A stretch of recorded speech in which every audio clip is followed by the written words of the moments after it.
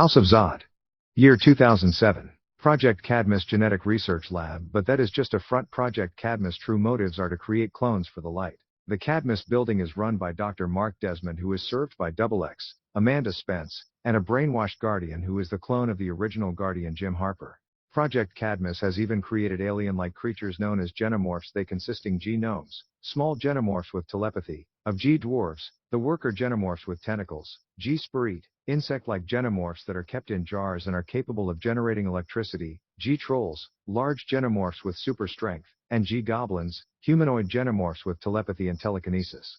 But today Desmond is being called by the members of the light. Desmond walks over to his lab, turning it on, seeing 7 faces who are blocked by a light only allowing you to see silhouette of their heads. "Hello everyone, good to hear from the light," said Mark Desmond in a serious tone. He then raises his glasses, keeping them from falling. "Yeah, hey, it's good to see you," the doctor giggled L7 sinisterly. "If you could see the person's face you would see Clarion the witch boy grinning like a demonic creature."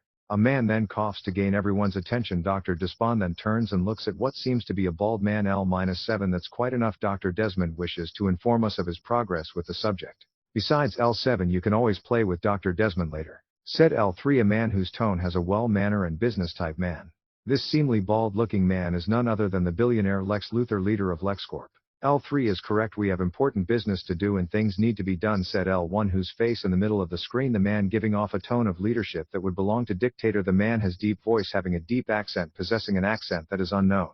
This man is Vandal Savage, the immortal caveman and leader of the light. Desmond nods his head, understanding the seriousness of the situation, but he's also is full with excitement at the prospect of a new experiment. If Therese, one thing Desmond loves is his experiments, which he prides himself. He's specially proud with the Superman clone. "Ah yes, L1, Project KR is going well now that we use human DNA. The superclone is more stable and a lesser chance of going rogue like Match. But of course, since KR is half human, he only retains his super strength, enhanced speed, telescopic vision, infrared vision, super hearing, and invulnerability, but being half Kryptonian makes it more easier to control for the light.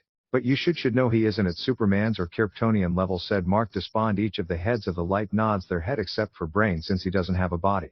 They each allow what they've been told. They were each proud with the progress of the Genomorphs, Guardian, Project Arrow, and Project KR. "Yes, thank you, Dr. Mark Despond. The light is proud of your work at Cadmus as well with the development of Project Match, Project KR and the Genomorphs," said L6, sounding a like deep French robotic accent voice. "This is the Brain, a French mastermind and criminal genius with high intelligence." The silhouette of TH Light nods their head in agreement, but if you could see their faces you would see Vandal Savage, Lex Luthor, and Clarion smirking sinisterly. "Now gentlemen and lady, I believe we have done enough stalling," said L2, giving off a proper tone-like voice. "Thos man is Ra's al Ghul, leader of the League of Shadows and also known as the Demon's Head."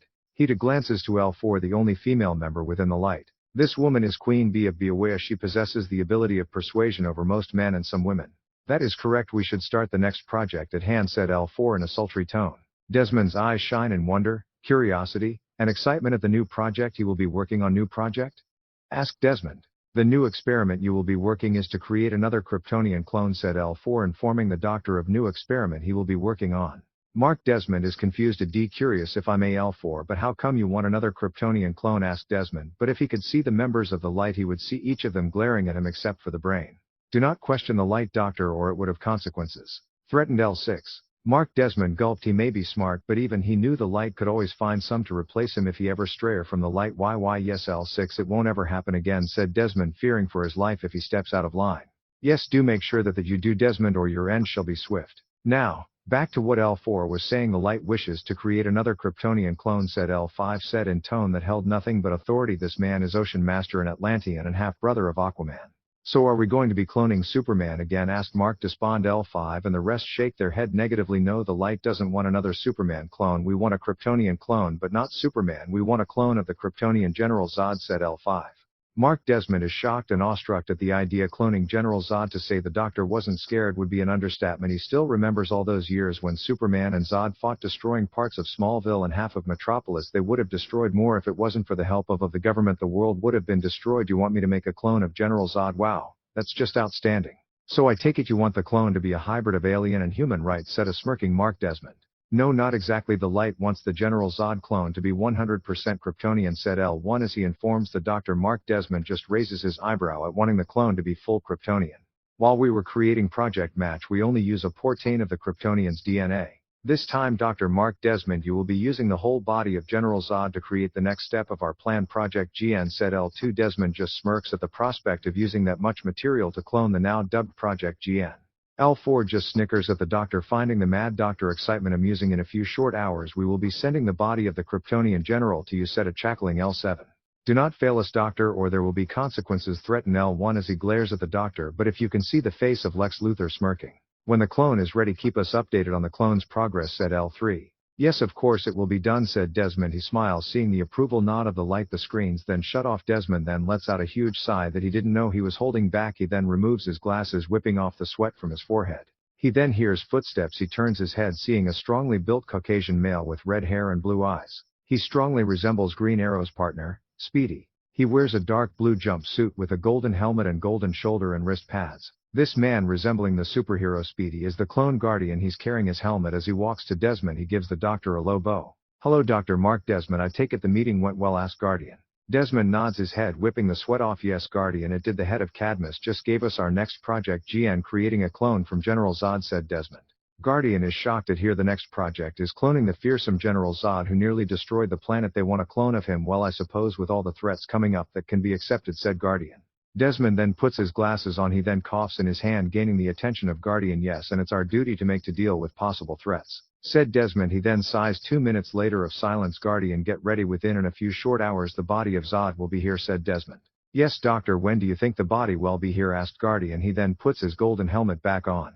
Desmond then rubs his chin. If I had to guess, I would say within 2 hours, explained Desmond. Guardian nods his head. He and both get the cloning tube ready for Project GN. They both exit the lab. As they leave, Desmond grabs a vial marked Project Blockbuster. He then puts the vial in a frozen container. 2 hours later, Dr. Desmond and Amanda Spence see 4 men in SWAT-like suits with the word Cadmus on them. They have a dead man. He has short hair. He also has scar on the right side of his face. The scar is next to his eye. This dead man is General Zod, a man who almost turned Earth into Krypton by using a world engine. So this is General Zod, asked Amanda Spence. She is an African American with brown hair. When working, she wears a white lab coat over a light green or brown turtleneck with a dark pencil skirt. She also wears glasses. Yes, Dr. Amanda, what we're about to do might be one of the greatest creation Cadmus has ever created, said Desmond, smiling at the dead clone. Year 2008, 1 year later. After 1 year they done it. Project GN is complete. After multiple tests and experiments, they having created the clone of Zod, a perfect clone with no defaults. Unlike Project Match, who is unstable, Project GN is stable and won't go berserk. Thanks to stabilizing the necessary components of the Kryptonian DNA, they were able to have the clone using all Kryptonian abilities. Desmond then thinks back to 2 months ago when the Light wanted Project GN are to be immune to some of the harmful kryptonite. Desmond develops a serum from a number of rare plants that was grown under certain kryptonite light filters. When they injected the serum, it made Project GN immune to green and red kryptonite, but he's still affected by blue, gold, black, and jewel, but they didn't have to worry due to black and gold was destroyed when Brainiac came to Earth. Flashback 2 months ago. Mark Desmond is in front of a huge screen with the silhouette of the Light. L7 then cackles sinisterly, which doesn't belong to him since he's a child, but with Clarion being a child it makes the sinisterly cackle even more creepy. Yeah, hey, it's good to see you again. Today you're going to be quite special, said L7, grinning like his parents just got him the toy he's begging them for. Desmond raises his eyebrow at Clarion, wondering what he's talking about. L7, do you think you can explain a little more, asked Desmond in a polite tone, not trying to piss off any member of the Light. I believe I can explain perhaps more than my colleague here. We the Light have a project we want you to do, said L2 in a well-mannered line tone. Whatever it is, I'll get it down, said a confident, but when you've been working at Cadmus you're allowed to be a little overconfident. They all smirked at this. Thank you, doctor, we appreciate your willingness to cooperate. The project we want you to do is to make a serum that would allow Project GN to be immune to kryptonite. Do you think you can do it, doctor, asked L3. Desmond nods his head. Yes, I do. It shall be done, said Desmond in a serious tone. Thank you, doctor, we will leave you to your work, said L3. The scene then shut off. Desmond then sighs, takes off his glasses, rubbing his eyes. Okay, now they want me to make a serum that will allow him to be immune to kryptonite, said Desmond. He then shakes his head at the feeling. For some reason, sighing and rubbing his eyes has become a routine of his. He then walks over to his assistant. Good evening, Amanda. What is the status of Project GN, asked Desmond. Amanda Spence just smiles at her stern and serious boss. She can understand him being so stern with dealing with the board of directors. She knew full well they can be quite demanding and doesn't stand for when their employees messes something else. I take it the meeting went stressful, Dr. Desmond? Asked a concerned Amanda Spence. Desmond coughs in his hand. He then puts his glasses back. He then turns his head the little gnome on Amanda Spence's shoulder. I suppose you can say that looks like we have another assignment. The board of directors wants me to create a serum so Project GN would be immune, said Desmond. Well, I suppose it's a good thing we collected those Kryptonian plants, weaponry, and technology when General Zod invaded, said Desmond as he motioned for Amanda Spence to follow him. As she follow him, Desmond leads Amanda to what looks like a greenhouse on the glass door. Nor.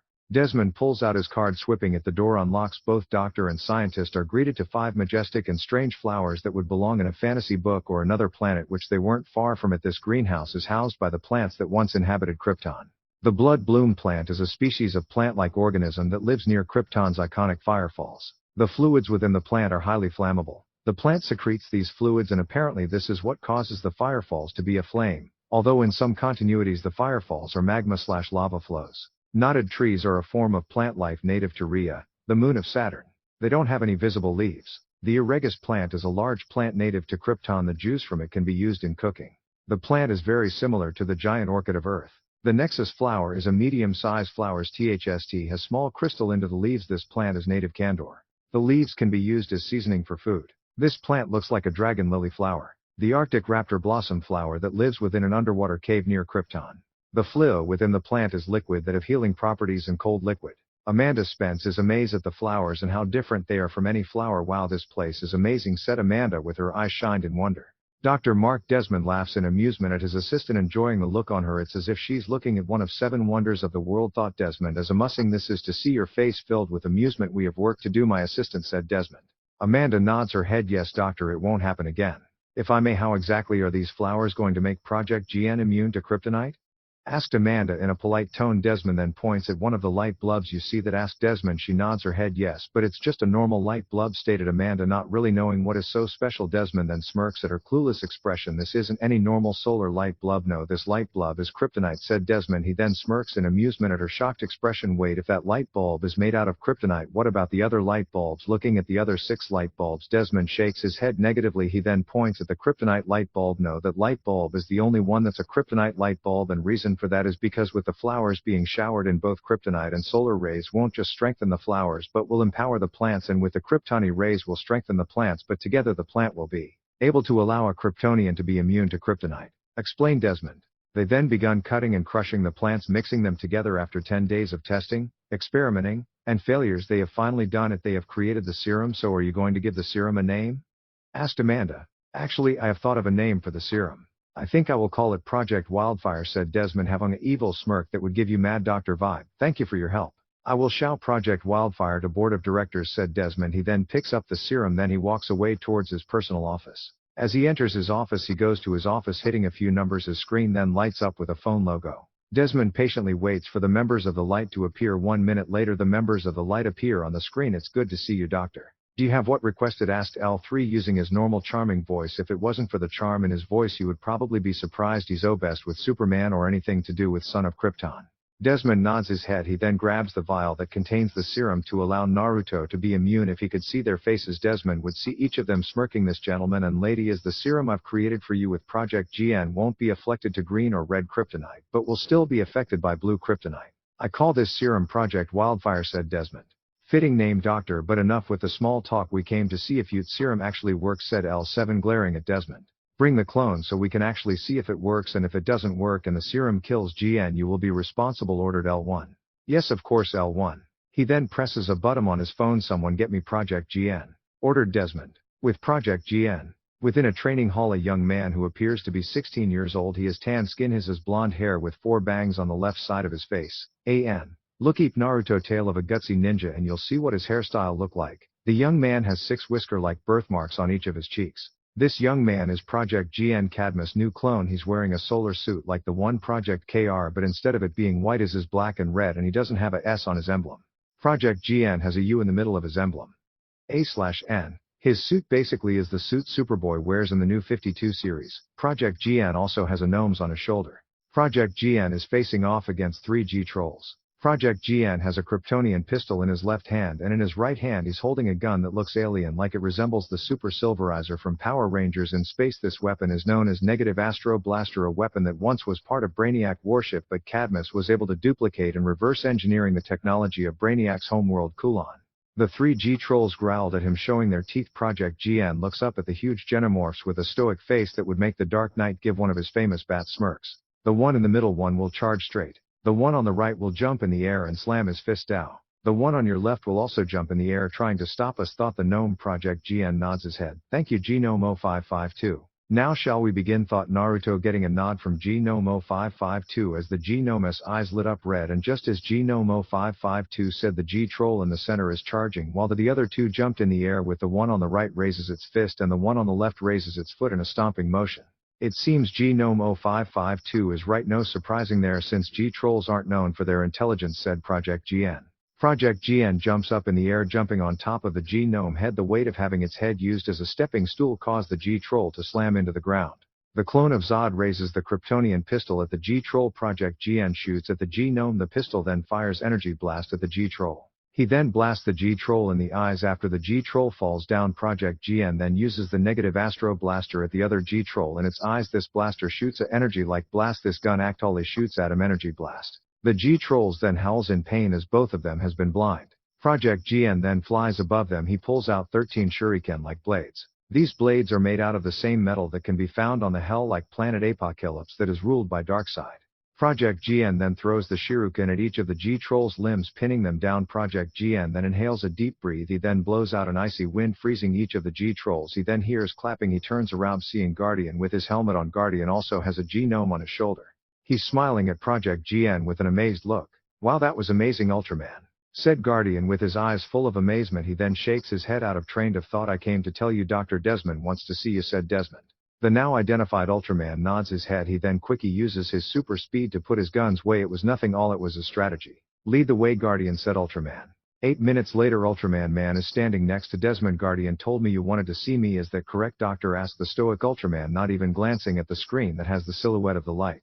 Desmond nods his head. That is correct, Ultraman. The light wishes to test something. I've made this serum that will make you immune to kryptonite, but not just any kryptonite, it would make you immune to green and red kryptonite, said Dr. Ultraman's eyes widen at the prospect of being immune to kryptonite. Kukaku, hello Ultraman, it's so nice to see you again, said L7, smirking at Ultraman with his voice laced with sinister. Ultraman doesn't falter. He bows to L7 and the rest of the light. Hello light, it's good to see you, said Ultraman, showing his respect to the light. He then glances around. See the serum? I suppose this meeting is you're doing?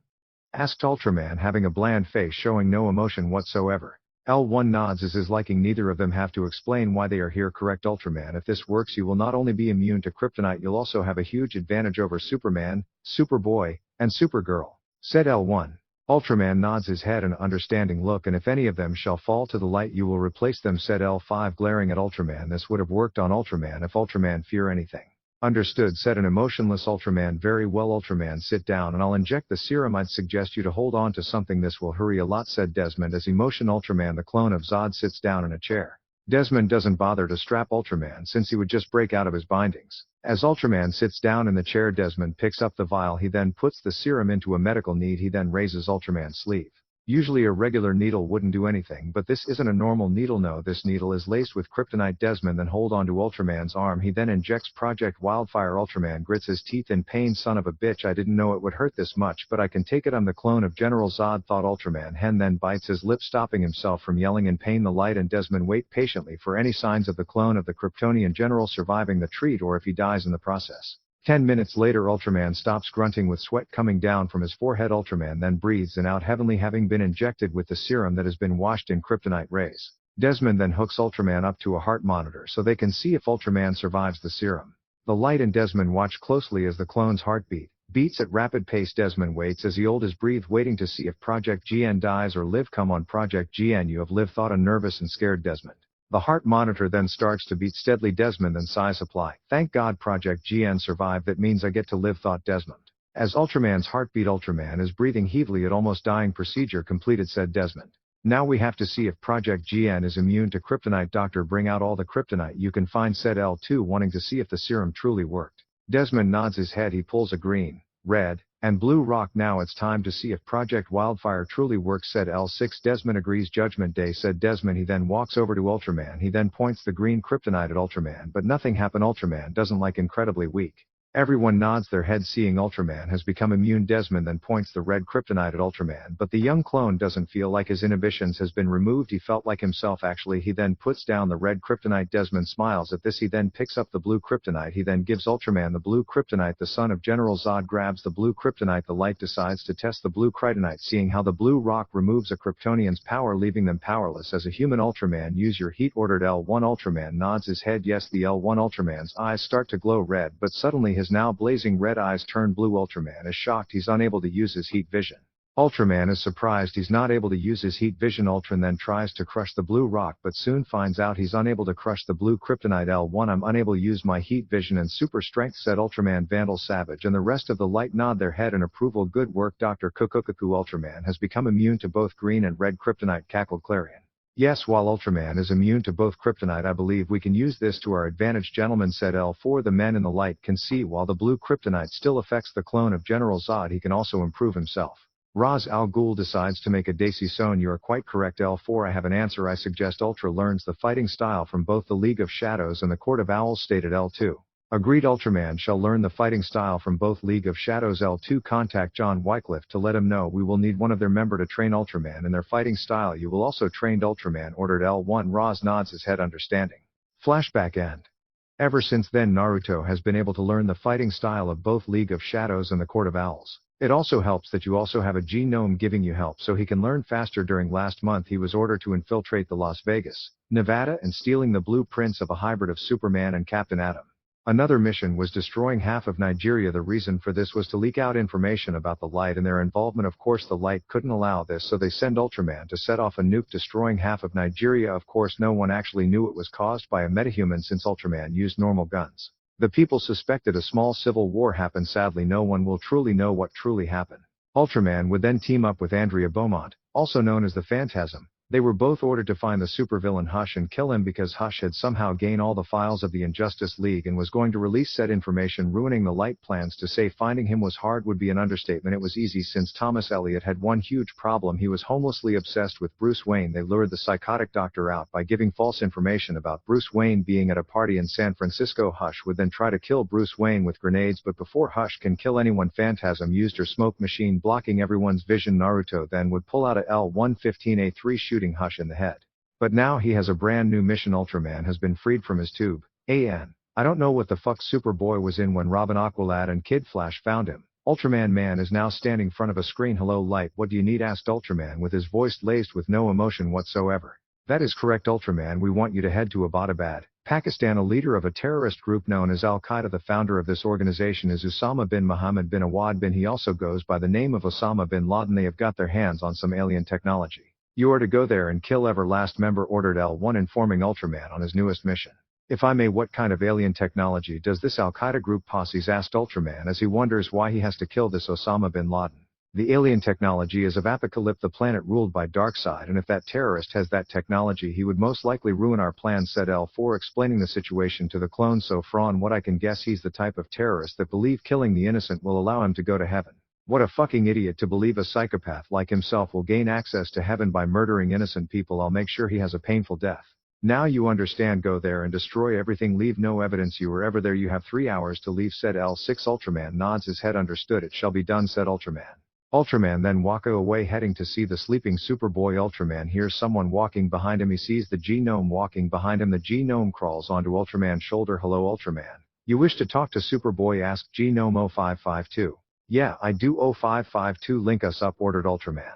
Genome 0552 eyes glowed red. Telepathic link completed, friend. Ultraman thought Genome 0552. Ultraman then shakes his head negatively at his small friend. I swear we need to find you a better name, thought Naruto. Genome 0552 tilts his head, causing the blonde Kryptonian, what's wrong with the name I have been given, thought Genome 0552. Ultraman then massages the temple of his forehead. Nothing is wrong with it, but your name sounds more of a code name than an actually name, thought Ultraman. 1 minute of silence has passed. Very well, if you could name me, what would you call me, friend Ultraman?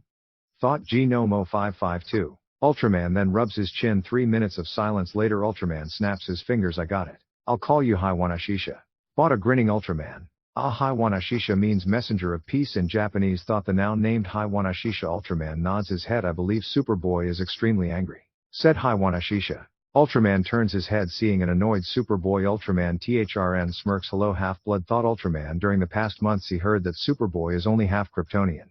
After that he would constantly tease Superboy. It also irks Superboy that Ultraman, his brother and everything, but in blood won't tell him the reason. Would you stop calling me? Why have you come to visit me, brother, thought Superboy. He always enjoyed telepathically talking with his brother, but he could tell this isn't a normal friendly visit. To answer your first question, no I won't. Also, do you know of a person called Osama bin Laden? Asked Ultraman telepathically. Yes, said Superboy telepathically. Good, then that means I don't need to explain. I was ordered to kill all members of the terrorist group, said Ultraman telepathically. Superboy then telepathically nods his head. Be careful, brother, this Osama guy is insane, said Superboy telepathically. Ultraman then smirks. I'm not the one that should be careful, the human should be. See you later, said Ultraman. See you later, brother, said Superboy telepathically. Hiwanashisha eyes stop glowing. Telepathic link cancelled, thought Hiwanashisha. The duo then start walking until they come across Ultraman's weaponry room. As they enter the weaponry room they see tons of Kryptonian pistol, Kryptonian rifle, Kulon blasters, Kulon shuriken, Kryptonian grenade, Beretta 92 FS, Dark Matter grenade, Dark Matter shotgun, L11A3 sniper rifle, New Genesis pistols, smoke bombs, Kryptonite-laced shuriken, Kryptonite-laced kunai, Kryptonite-laced o-katana, Muramasa, Kryptonite-laced bullets, Tachi, a blade that's made out of metal from Apocalypse, a machine that has an oval-shaped side. In the middle of the oval machine it has a green round-like visor. It has a 3-3 circle in a shape-like pattern similar to the marking of Brainiac. The oval machine is purple. It has silver lines across on each side. The machine is called Vulcan, a machine from Brainiac's home world Kulon. And, tear gas. So which weapon will you bring, my friend, asked Hiwanashisha. Ultraman then looks around looking at his weapons and deciding which weapon to choose. I think I'll take my Tachi, L11A3 sniper rifle, Beretta 92 FS, Kryptonian grenades, smoke bombs, Muramasa sword, and negative Astro Blastet, said Ultraman. Hiwanashisha nods his head. If he could he would smile. Ah, very good choice, Ultraman. Will you like me to come along? Asked Hiwanashisha. Ultraman nods his head. Yeah, I would, but you seem to forget you're my partner, said Ultraman. He then spent 2 hours prepping his guns and making sure he has enough bullets and grenade. Naruto then walks over to a metal case that has the name Ultraman on it. Ultraman then presses his hand on a hand scanner. The hand scanner glows neon green. The metal case then unlocks. Under the metal case is what looks like a superhero suit. The suit is black, red, blue, gray, and gold. The suit has an owl-like helmet. The owl-shaped frame is gray and the rest of it is black. The chest plate has a feather-like pattern. In the middle is a U. The back on the cape is red and the inside of the cape is dark blue. On the stomach is gray, armored like the rib cage of the torso is black. On the ribs is blue. The suit has golden arm gauntlet. He has a golden belt. The pouches of the belt are fairly large. The legs of suit is blue and colored. On the thighs are gray, armored like plates, and the boots are golden armored. This is the suit Ultraman uses when on mission. The suit is a combination of Ultraman's and Owlman's suit from Justice League, Crisis on Two Earths. Naruto then puts his smoke bombs, kunai, shuriken, and grenades into his utility belt. He then grabs his gun holders. He strapped them to his leg and back. He straps the L11A3 sniper rifle and Beretta 92 FS to his back and the negative Astro Blaster to his gun holder. Ultraman then straps his Tachi and Muramasa to his back. You ready, Hiwanashisha, to kill some terrorist? Asked a smirking Ultraman as he cracks his knuckles. Hiwanashisha nods his head. Ultraman then turns his head to the Vulcan machine. Drift, come on with you. I'll be able to get there quicker, ordered Ultraman. Drift's green visor then lights up. Okay, Ultraman. I wonder if this mission will be exciting as mission we had with Phantasm in Star City, wondered Drift. Her voice sounds like Amy Jo Johnson. Ultraman just shrugged his shoulders as he, Hiwanashisha, and Drift make it to a room that looks like a hangar. Ultraman then looks at a very young woman around the age of 25. The woman has orange hair and red eyes. She has red lipstick. She's wearing a black bodysuit and SWAT-like armor. This young woman is Claire Selpin, a metahuman who was born with pyrokinesis. Hey Claire, said Ultraman, smiling at the orangeette. This would be a weird thing seeing Ultraman showing emotion, but he only does this with Desmond and the light. The Priokinesis smiles warmly at the blonde clone. He was one of the few people within Cadmus wasn't scared of her, mostly due to the fact he's a Kryptonian. Hey Ultraman, what you need? Asked Claire. I need you to open the hangar. I have a mission, said Ultraman. Claire then has an O-like expression. Sure, no problem, said Claire. She then presses a button and the hangar door opens up. He then turns his attention to the Vulcan drift jet mode. Ordered Ultraman. He then quickly steps back several feet away. It shall be done, Ultraman, said Drift. The Vulcan then transform into an alien jet. Her jet form looks like Megatron jet form from the Transformers movie. The jet is purple and green. Ultraman then hoops inside the alien jet. He then straps himself and the trio then take off.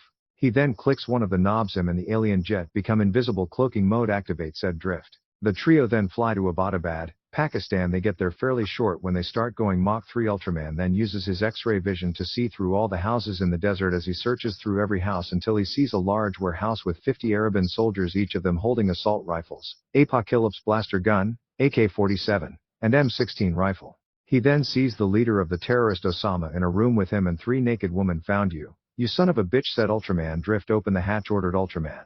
You got it, Ultraman, said Drift. The high advanced technology opens the hatch, allowing Ultraman to fly out of his seat. Thanks, Drift. Now turn back to oval mode, ordered Ultraman. As he flies in the sky, Drift transforms back to her oval form. The trio then flies to the warehouse. They stop when they were 5 yards away. Ultraman then unstraps his L11A3 sniper rifle. He then gets into sniper forming, looking through the scope, locking on one of the soldiers. Drift, you target the left side of the building, leave none alive, ordered Ultraman. It shall be done, Ultraman, said Drift. She then transformed into a lightly armed heavy-speed recon vehicle. Modified from a civilian racing bike, it has 2 large proton cannon, 1 small plasma cannon, twin machine guns, and a cloaking device to shield the vehicle from prying eyes. The machine is his purple and green. Hover mode activate, said Drift. She then activates her cloaking device, heading to eliminate the terrorist. Ultraman then fires a shot at a soldier. The terrorists are shocked at seeing one of their men shot and killed. Ultraman then fires another shoot at a soldier in the neck, causing the man to choke on his own blood. With Drift, to say the terrorist had a winning against the highly advanced Vulcan was a fairy. Was a lie. The terrorists were hopelessly unmatched and outgunned. Even if they had weapons from Apocalypse, still didn't help them. One of the soldiers tries shooting at Drift, but the bullets and energy blast have no effect on Drift. Mahda, Shaitan min aliyahim. What is this? A demon from hell, yelled a soldier. 2 large cannons lights photon cannon activate, said Drift. Shen fire the 2 cannon at the ceiling, causing the ceiling to fall apart, causing the weight of the ceiling to crush the terrorist and the terrorist above them to fall to their death. Mission complete, targets eliminated, said Drift. With Ultraman, conscience to mercilessly kill the terrorist. He then steps up from his sniping formation. Time to get to work, said Ultraman. He then reaches into his utility belt, pulling out 2 Kryptonian grenades. He then throws them at the 2 open windows. When the grenades exploded, causing a huge explosion to occur, destroying half of the building. He then flies into the warehouse. He throws down a smoke bomb, blocking all the humans' vision. Ultraman then exhales an icy wind, freezing all the terrorists. Are there any more, asked Ultraman as he uses his heat vision on everyone that's frozen. Huano Shisha eyes glow red. No, both you and Drift killed all of them. The only one left is Osama, who's on right corner being guarded by his men, said Hiwana Shisha. Ultraman nods his head. He then unsheaths both of his sword. He then flies to where Osama as he sees 5 men guarding the door, with each of them holding laser-like guns. As he runs around the corner, he grabs a soldier by their face. He then brutally rips him in half. The soldiers are so shocked that they are unable to shoot at Ultraman. He then raises his swords. He skillfully cuts the man head and legs off. Before the man knew it, he's already dead. 2 down, 3 to go, said Ultraman, and a cold down. After seeing 2 off their comrades murdered, the lot remaining 3 start to open fire. Ultraman uses super speed to dodge all of the shots. He quickly sheaths his swords. Ultraman eyes glow red. He then uses his heat vision on each of their hands, causing the men to drop their weapons. Ultraman then open palms on a soldier, causing the man's chest to shatter. This caused the bones in the torso to pierce through the man's heart. He then reaches to his utility belt, pulling out a kunai. He then runs to a soldier on the left side of him. He then gets behind the man. He then stabs the soldier in the back, causing said man to scream in pain. Ultraman then grabs the man, mouth shutting him up. He then stops stabbing the man in the back. He then stabs the man in the neck. He slowly and painfully slits the man's throat. He then drews the dead terrorist. He turns his attention to the last soldier. The man then pulls out a pistol. He then starts to open fire on Ultraman, but all the bullets bounce off of him. Mo monster, said the terrified man. He then drops his gun, cowering at Ultraman. Ultraman then smirks at the cowering man. Monster? What are you, monster? Soldier? Dog? That dog is neither man nor monster. Only a man can truly hope to kill a monster, said Ultraman. As Ultraman gets ready to use his heat vision, the man then pulls out a grenade and detonate the grenade, attempting to kill both himself and Ultraman. Too bad his attempt didn't work. The only thing that did work was the man committing suicide. Idiot, if I was human that might have worked, said Ultraman. He then opens the door that once was guarded. When he opens the door, he sees 3 naked Arabian women and Osama bin Laden. Ultraman then pulls his Beretta. He then shoots 3 naked women in the head, killing them. Osama tries to shoot Ultraman. He then throws a kunai at the barrel of the gun. The gun then explodes into the man's hand. Ultraman then uses his super breathe, launching the terrorist against the wall, leaving the web cracked. Osama struggles to get up. Why ha have you done? Thaw stuttered at Osama as he tries to get up, but failing due to his fractured spine. Ultraman's eyes glowed red. Because you have from the light, said Ultraman. The mention of the light frightened Osama. Before he could respond, Ultraman shot Osama in the head 3 times. And so ends the terrorist group, thought Hiwanashisha. Ultraman nods his head. After that, the trio then retrieve all the alien weapons, then even found a boom tube. Hey Drift, I got something for said Ultraman, holding the alien box. Drift then has tentacle-like appendages release from her sides, then connect to the boom tube. Interfacing connection activated. Absorbing boom tube at 50%, said Drift. Ultraman smirks and Haiwanashisha smile, or what looks like a smile. I just love it when Drift is able to absorb and upgrade herself with other technology, said Ultraman. Yes, Drift sure is amazing, said Haiwanashisha telepathically as both watch as the boom tube is absorbed into Drift. Absorption process complete, said Drift. Time skip, July 2010. Robin, Aqualad, and Kid Flash have just infiltrated Cadmus to find out what's truly going on, but the young sidekicks were unprepared for the genetic alien-looking creatures known as genomorphs. The sidekicks also stumble upon two clones, one resembling the features of a young Superman and the other looking like a blonde Japanese male. Project KR and Project GN, clones of Superman and General Zod, said Robin as he finished reading their tubes. Do you think the big red no? Asked a shocked Kid Flash. He couldn't believe that Cadmus created two cloned Kryptonians. Hell, he remember years back when there was a female clone of Supergirl. I doubt it. I doubt the League even knows, said Robin. Each of the boys nod their head. Free them, Robin ordered Aqualad. Robin nods his head, unlocking their tube. Both Superboy and Ultraman open their eyes with both Kryptonians glaring at the three heroes. Superboy charges at Aqualad, sucker punching Aqualad in the face. Robin and Kid Flash are both shocked at Superboy attacking Aqualad. But before the two young sidekicks can do anything, Ultraman open palms Kid Flash in the chest. He quickly turns around facing Robin, the clone of Zod, then finger strikes Robin in the chest, causing him to fall back, knocking the sidekick of Batman and Flash out. Superboy then picks up Aqualad. Ultraman picks up Kid Flash and Robin. Both Kryptonians hear footsteps. They turn around, seeing Desmond and Guardian. Superboy, Ultraman, bring them to the cloning tubes, ordered Desmond. Superboy then picks up Aqualad. Ultraman picks up Kid Flash and Robin. Both Kryptonians hear footsteps. They turn around, seeing Desmond and Guardian. Someone bring them to the cloning tubes, ordered Desmond as he walks away. He walks in front of the Kryptonian clones, not even bothered by each of their cold and emotionless look. Well, Superboy's cold look and Ultraman's emotionless look. Superboy looks towards the older Kryptonian. Ultraman gives him a reassuring look. Let's go, Half-Blood, said Ultraman. Superboy nods his head. Right, be brother, said Superboy. Both clones of Superman and General Zod heading towards the cloning chambers. Which is ironic that both Superman and General Zod were enemies, but here the clones of the two see each other as brothers and not enemies. Haiwanashisha, messenger of peace, then hops onto Naruto's shoulder. His horns glow red. Telepathic link online. Ultraman, what do you think will happen? I mean, know that the sidekicks know of your existence and Superboys? Asked Haiwanashisha. Ultraman hums to himself, narrowing his cerulean blue eyes. To be honest, I have no clue, my friend, but it seems like whatever happens tonight happens. But I have a feeling everything is about to change tonight, don't you think, Haiwanashisha? Asked Ultraman through his telepathic link. The G-Gnome nods his head, agreeing with his friend. But Ultraman, just imagine if Cadmus had cloned Kid Flash, Robin, and Aqualad, said Haiwanashisha. He knew if Cadmus had been able to clone the sidekicks, then Cadmus would have their own Justice League, but instead of the original, these clones wouldn't hesitate to kill.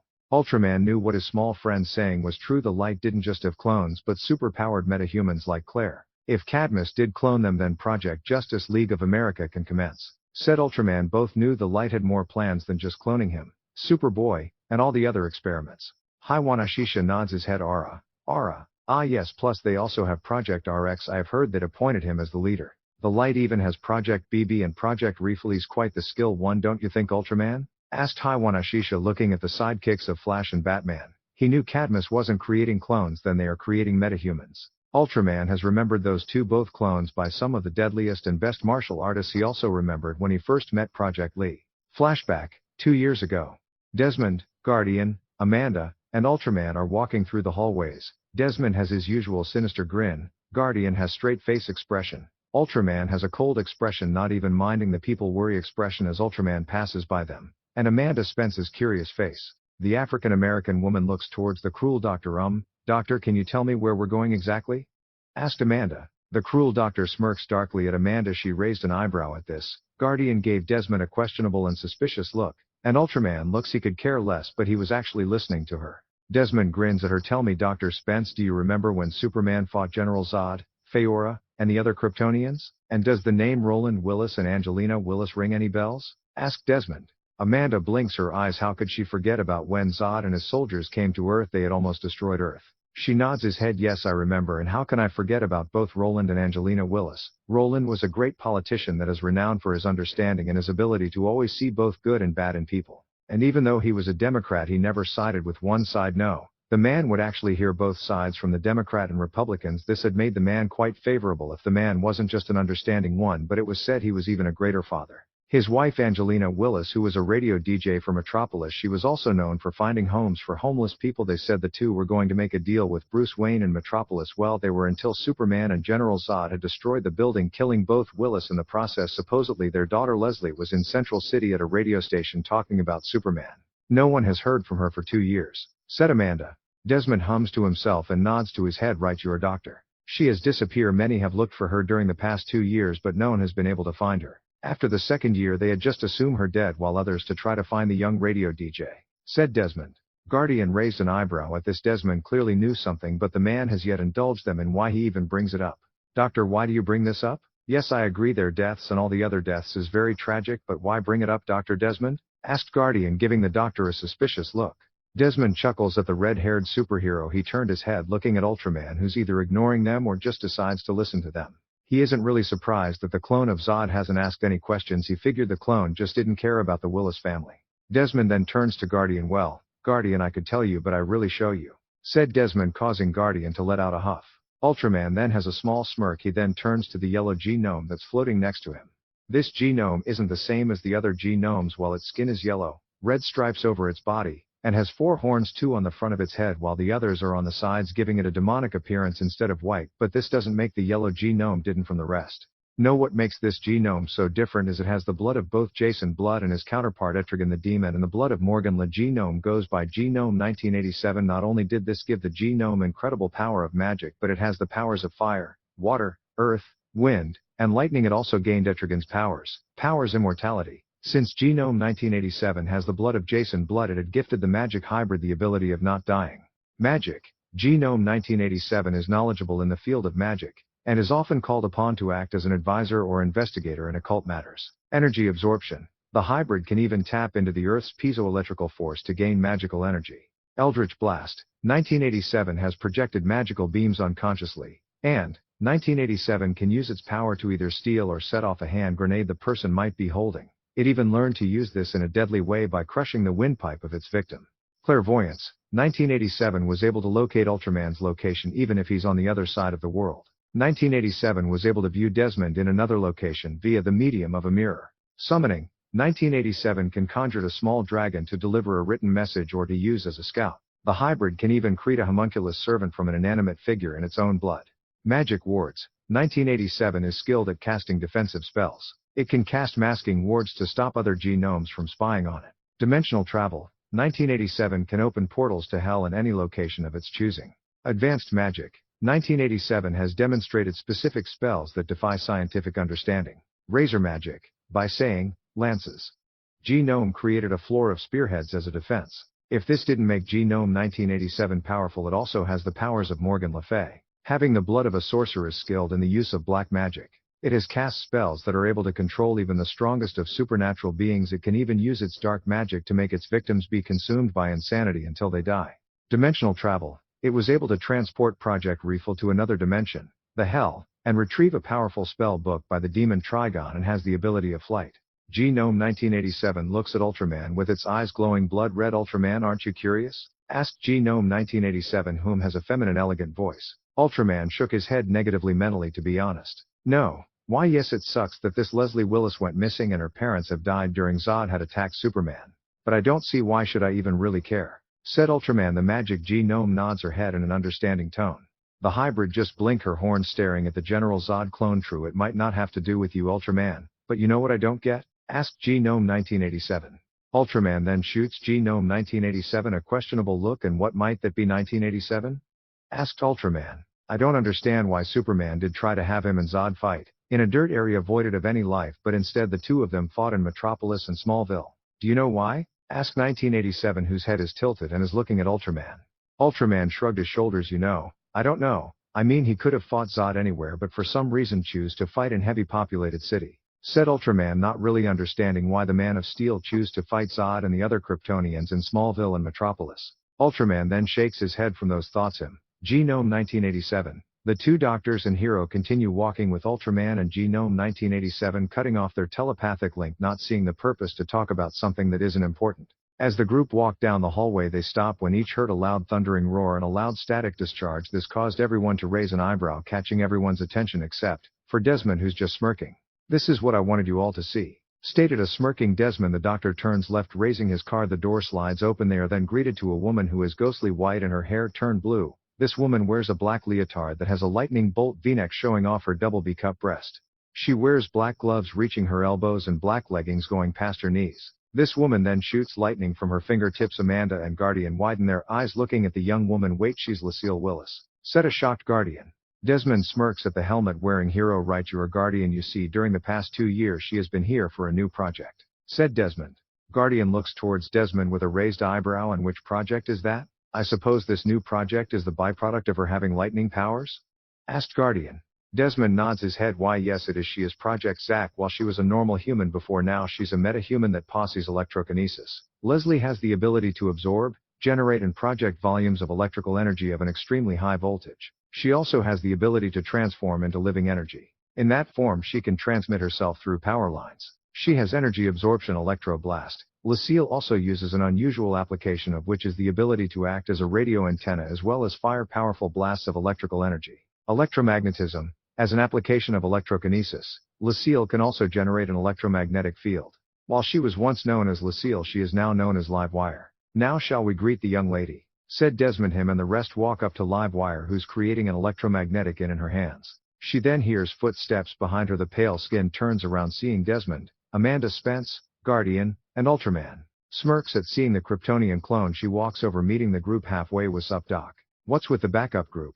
asked Livewire. She got the response she wanted out of the African-American woman who has a what the fuck expression on her face. As for Guardian, the redhead man's eyes twitching viscosity at being called a backup group, but it seemed like her little jab had no effect on the clone of a general. Instead he just stared into her pale blue eyes with his own cerulean blue eyes. Seeing as she couldn't get a reaction from the Kryptonian caused her to pout. Desmond laughs humorously at the expression of both Guardian and Amanda. He turns his head and smiles at Livewire. "Nice to see you too, Livewire. How have you been?" asked Desmond. Livewire smirks at Desmond. Pretty good, Doctor," said Livewire. She then turns to Ultraman. "I Blondie, ain't you gonna ask why I let Dr. Frankenstein experiment on me?" asked Livewire. She then sly grins at Ultraman while he stares down at her with a calm stoic expression. Ultraman raises an eyebrow at Livewire's attitude. He then shook his head, putting his left hand on his hip. Not really. It's not my business why you let Desmond experiment on you. After all, it's your business alone, and who am I to question your actions?" stated Ultraman. He then smirks at Livewire.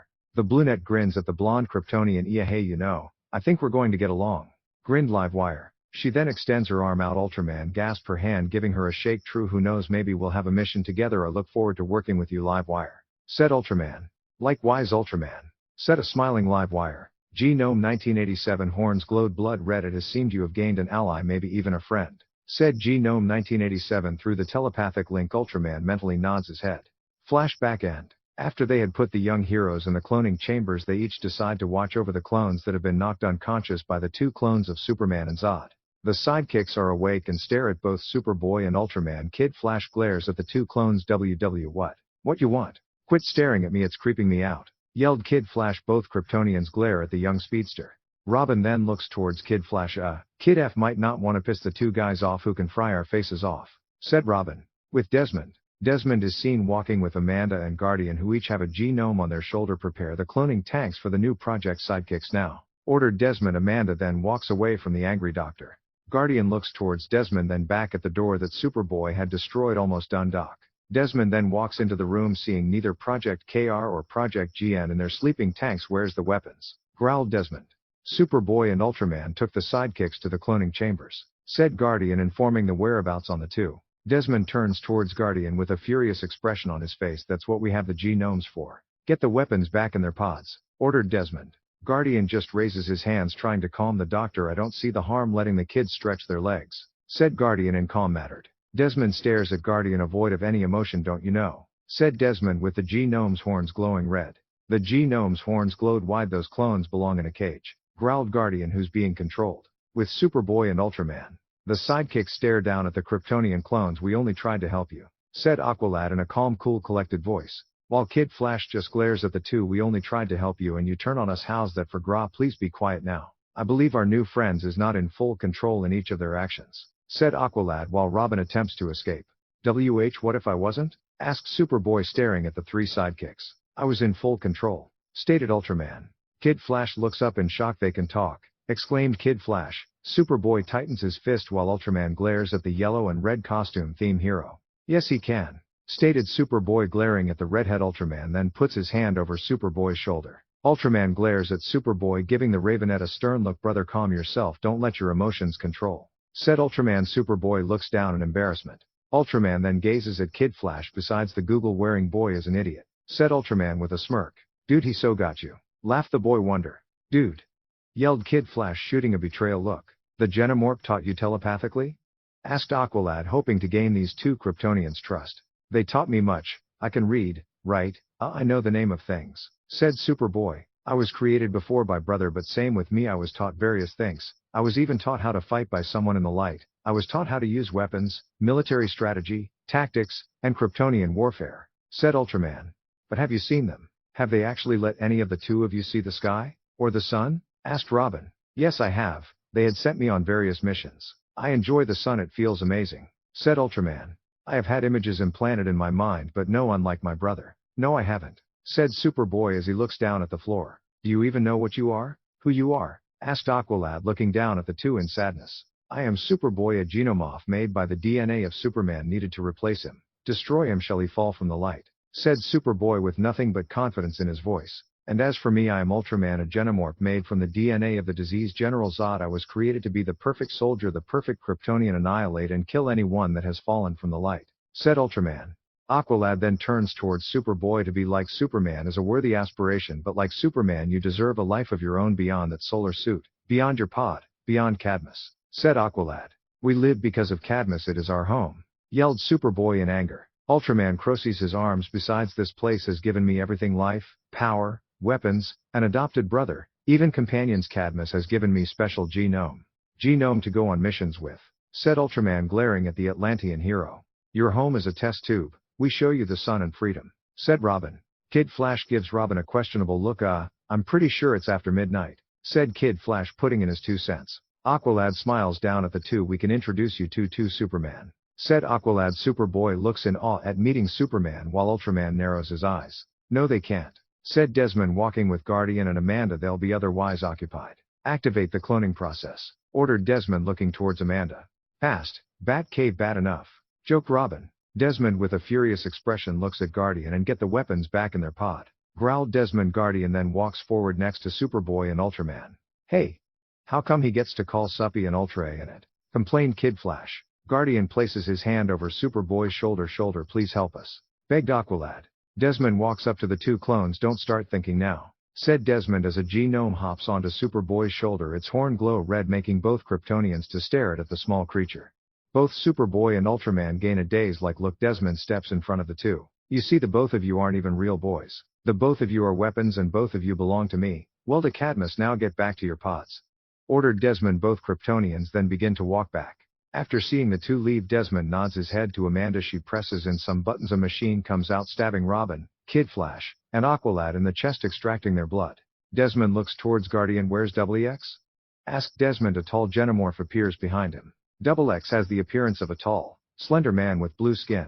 His head is radically different from that of a human, most notably in the presence of horns and absence of a nose. He also has pointed, fin-like ears, and 2 ribbons of flesh, originating on his cheeks. He wears plain white hospital-like pants and a matching shirt, lurking as usual. Get the genome downloading their memories, and when that's done, make sure the clone's viable and delete the source material, ordered Desmond as he narrows his eyes. As the sidekicks yell in pain, Aqualad attempts to fight off the pain. Ultraman. Superboy, you live.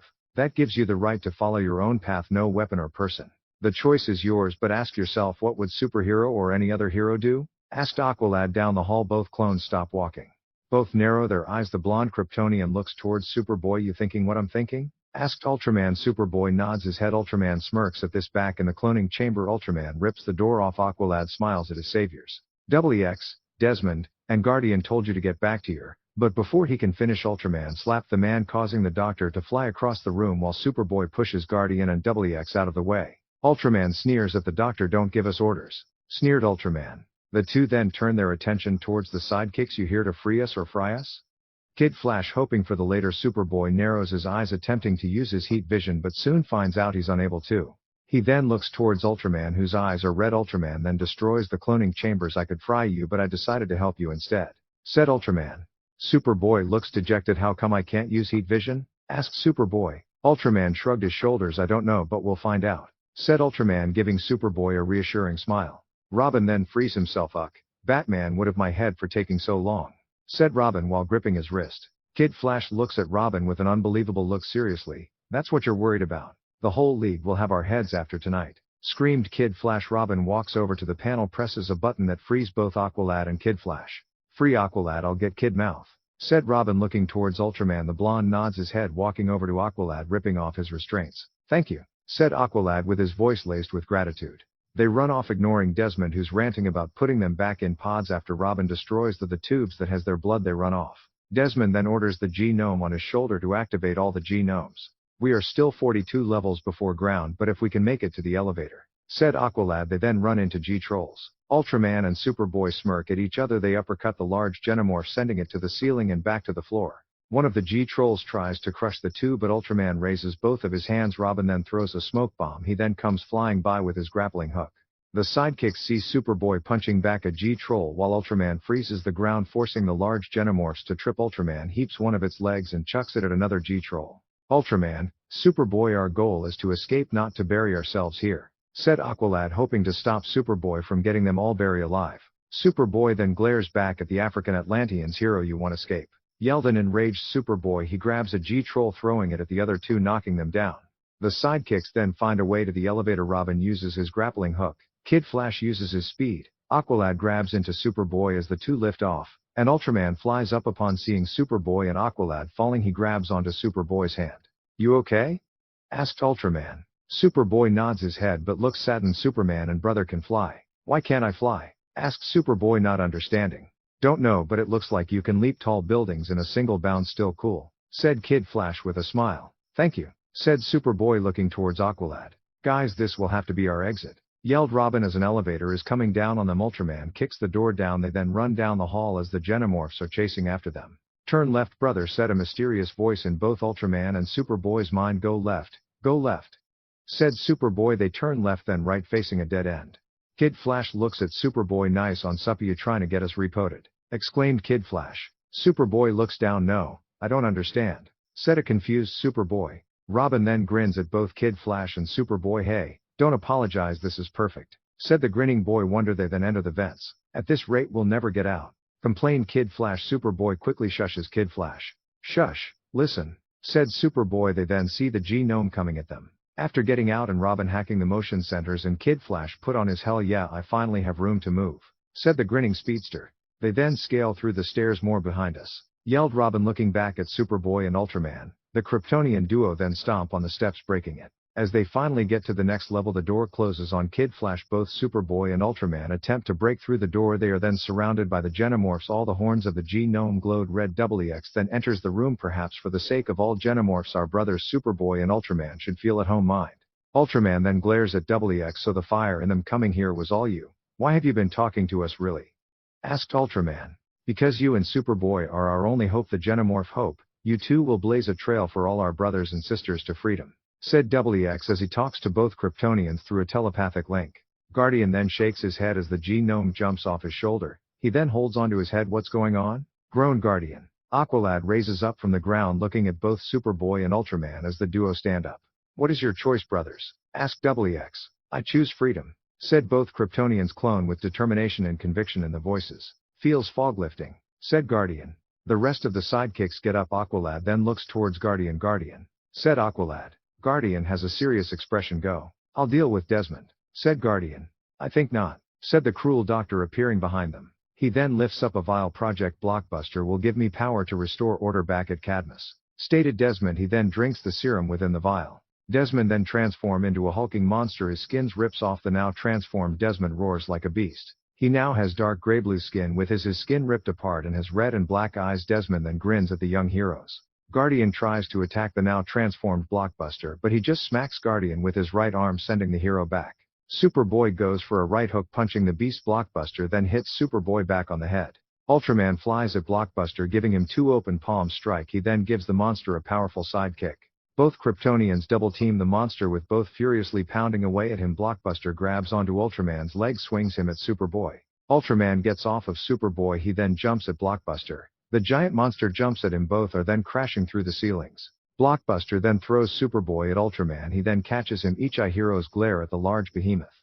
Kid Flash slides under him, making the brainless beast look towards him. He then looks back and is greeted to the receiving end of Ultraman's, Superboy's, and Aqualad's fist. The monster then trips over Kid Flash. He then grins down at Blockbuster. Learn that one in kindergarten. Said Kid Flash. Robin jumps over Kid, throwing his birdrangs at Blockbuster. He blocks it with his arm. Ultraman then punches Blockbuster in the stomach. He then karate chops Blockbuster in the ribs, causing the monster to buckle back.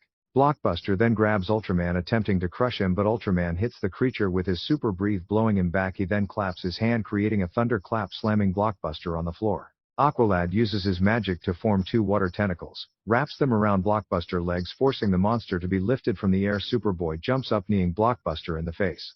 Blockbuster quickly recovers, grabs onto Superboy's face and slams him into the ground. He then kicks the clone of Superman into one of the pillars. He then charges at Aqualad and Ultraman. Aqualad creates a water hammer while Ultraman tightens his fist. They both charged at him. But Blockbuster heaps onto Aqualad's other arm and flinging him at Ultraman, making both Trentonian and Atlanteans to slam against a pillar. He then continues his assault on the two. Robin then looks up from his scene. Of course, KF, get over here, ordered Robin. Superboy and Ultraman hits him from both sides, with Superboy punching his back and Ultraman hitting him with heat vision. He then grabs the two, slamming them against a pillar. On Robin's gauntlet, his 3D image of the pillars. Got it? Asked Robin. Got it, said Kid Flash. He then rushes at Blockbuster, who is Superboy above his head. Kid Flash, he then pushes him. Got your nose, joked the speedster. Blockbuster attempts to smash him, but Flash quickly avoids him. Superboy, Ultraman, Aqualad, yelled Robin, showing them the pillars. Come and get it, taunted Kid Flash. The three heroes then continue to destroy the pillars. Aqualad uses his guns to hit the floor with water. The speedster slides into the water once Blockbuster attempts to charge at Kid Flash. Ultraman gives him a spinning kick to the face. Aqualad then electrocutes Blockbuster. Move, ordered Robin as his birdrangs blow the pillars apart, crushing Blockbuster. With the top buildings, both Superboy and Ultraman shield them from the crumbling building. Both Superboy and Ultraman free them. We did pant it, said Aqualad, who's glad it's finally over. Robin grins at Aqualad. Was there ever any doubt? Said a panting Robin. See the moon, said Kid Flash as everyone looks at the moon. Both Kryptonians narrow their eyes, seeing something in the distance. The two then notice it being Superman. And Superman, don't we keep our promises or what? Said Kid Flash. Then the rest of the Justice League fly down with the Man of Steel. Both Superboy and Ultraman step up. They both lifted their ruined solar suit, showing off the S and Z emblem. Superman widens his eyes at this. He then narrows his eyes at Ultraman. Is that what I think it is? Said Batman. Both Superboy and Ultraman glared at the Dark Knight. They don't like being called in it, whispered Kid Flash. Both Superboy and Ultraman glared at the Man of Steel and Bat of Gotham. I'm Superman's clone, declared Superboy with conviction. Ultraman crosses his arms. And I'm the clone of General Zod, said Ultraman, with his tone being nothing but proud. This shocked everyone, not accepting the young boys to be the clones of General Zod and Superman. Batman just narrows his eyes. Start talking, ordered Batman in his cold, stoic voice. After some of the members leave, the other discuss what to do. Superman then walks in front of Superboy and Ultraman. We'll figure something out for the both of you. The League will for now. I better make sure they get that Blockbuster creature away, said Superman, flying off. Ultraman then sneers. What a fucking dick, hissed Ultraman. Everyone then looks towards Ultraman. He raises an eyebrow. What, we're all thinking about it, said Ultraman. Cadmus will be investigated all 52 levels, but let's make one thing clear. You should have called, said Flash, symptom interrupting Batman. The Dark Knight narrows his eyes. End results. We are not happy. You hacked Justice League systems, disobeyed direct orders, and endangered lives. You will not be doing this again, said Batman in a stern look. The young heroes look at each other. I am sorry, but we will, said Aqualad. Aquaman stares at his sidekick. Aqualad, stand down, ordered Aquaman. Apologies, my king, but no. We did good here tonight. The work you trained us to do together on our own forged something powerful, important, declared Aqualad. The three of you, is this about your treatment at the hall? Asked Flash. Kid Flash glares at his mentor. The five of us, and it's not, said Kid Flash. Robin then steps up. We're ready for what you taught us. If not, then why teach us at all, said Robin, looking at Batman. Ultraman then snickers. Why the hell should we let them tell us what to do? It's either allows us to do what we need to do or get the hell out of our way, said Ultraman in a cold tone. Superboy smirks at this. It's just like my brother says, said Superboy. Mount Justice, July 8, 804. Batman, Flash, Shazam, Aquaman, Black Canary, Red Tornado, and Hawkgirl are standing around the young heroes who are in civilian clothes. This cave was the original secretary of the Justice League. We're calling it in service again. Since you five are determined to stay together and fight the good fight, you'll do it on League terms. Red Tornado volunteer to live here and be your supervisor. Black Canary is in charge of training. I will deploy you on missions, said Batman. Real missions? Asked Robin. Yes, but convert, said Batman. The League will still handle the obvious stuff. There's a reason why we have these big targets on our chest, said the grinning Flash. But Cadmus proves the bad guys are getting smarter. Batman needs a team that can operate on the side, said Aquaman looking at Batman. The six of you will be that team, said Batman. Robin grins at this. Cool. Wait, six? Asked a confused Robin. They then turn around seeing Martin Manhunter walking with a younger girl who has green skin and red hair. This is Martian Manhunter's Miss Martin, said Batman. Hi, said Miss Martin. Everyone stares at her. Ultraman walks away hearing what needed to be heard. He waves to his new team member. He walks over to the other side of the room staring his 25 genomorphs. He smiles towards Hiwanashisha and the rest. He then rubs the back of his head. There are 4 G-dwarves or Genomorph 0707 are a type of genomorph engineered by Cadmus are tentacled worker drones. They are short, heavy-set creatures and their tentacles have a razor-sharp pincher. Unlike most of their kind, these 3 have mud-water brown skin. The reason for this is because they were created with Clayface's genes. There are 5 of the G-sprites or Genomorph 0424 are a type of are genetically engineered to have the power to constantly emit electricity. Thanks to Cadmus, the G-sprites have the DNA of Killer Frost and Livewire integrated into themselves, increasing their electricity abilities and granting them cryokinesis. They have ice blue skin and dark blue patterns. There are 5 G-trolls have been infused with the power of Dr. Light, giving them the power of photokinesis. There are 5 G-gnome who, just like G-gnome 1987, have the DNA of Jason Blood and Morgan Le Fay. There are 4 G-elves. G-elves or Genomorph 0777 are a type of genomorph. When fully grown, the elves are the size of the G-elves. I would have to say increase their speed and the ability to camouflage themselves from almost everything. There is 1 G-goblin. G-goblins are more humanoid than the other genomorphs. They are thin and lanky, and stand upright with their hind legs. A G-goblin shares the whitish-gray skin color and red eyes of the genomorphs, but this one has green-skinned. It has short horns that glow red when they use their powers. G-goblins seem to have a single long whisker that runs down from the cheeks. This genomorph has been created with the blood of a marten. By having marten blood flowing through his veins has increased its telepathic power, gained shape-shifting and flight. G-gnome 1987's horns glowed red. Is something the matter? Asked G-gnome 1987 in a worried tone. Ultraman massages his forehead. Yes, something is wrong. Only Hiwanashisha has a name and the rest of you don't, growled Ultraman. Each of the genomorphs looked on in shock. G-dwarf 0705 horns glowed red. Wait, are you saying? Asked G-dwarf 0705. Ultraman man nods head. Yes, I'm giving you all names. G-dwarf 0705 step up. You're first, said Ultraman as G-dwarf 0705 steps in front of the General Zod clone. He rubs his hand against his chin. G-dwarf 0714 your name will be Nabarashiro, Rising Castle. Okay, now G-dwarf 0702 step up. Your name will be Riba Bay, River Bay. 0710 you're next and your name is Kaigansen, Coastline. Now G-dwarf, it's your turn buddy. Supsu, Space. He then looks towards his genomorph friend G-goblin 0683. I know the perfect name will be Baransu, Balance, said Naruto. He then watches as the now named Baransu. He then turn his attention towards the G-elves. Okay, G-elf 0775 your name shall be Akame, Red Eye. G-elf 0771, how about Radohausu, Loud House? G-elf 0770 you will be known as Hidogarasu, Hard Glass, said Naruto. He then looks towards another genomorph. G-elf 0773 your name is now Shirenshu, White Noise, said a grinning Ultraman. He then turns towards the G-trolls and smile up at them. Hey G-troll 2996, I know what I should name you. Your name is now Tafarenga, Tough Bricks. G-troll 2994 you will now be Ishtaburetto Stone Tablet. G-troll 2920 you are now Sushrusuken Steel Skin. G-troll 2933 your name is Dosei, Saturn. And G-troll you are Kordahan Cold Horn. Naruto then looks towards the G-sprites. Seeing it's their turn, they fly up to Ultraman. G-sprite 0424 you are now Denshi, Electronic. G-sprite 0411 you are Tokatsushizan, Freezing Nature. G-sprite 0423 your new name is Wasupu, Wasp. G-sprite 0428 your name is Kagatenshi, Shadow Angel. And G-sprite you are now Kabutamoshi, Blood Beetle, said a grinning Ultraman. He then finally turned his attention on the 5 G-gnomes. G-gnome you will be first to be given a name and you name Kurwa Ion, Black Lion. G-gnome 0666 you will be known as Shiroishi, White Death.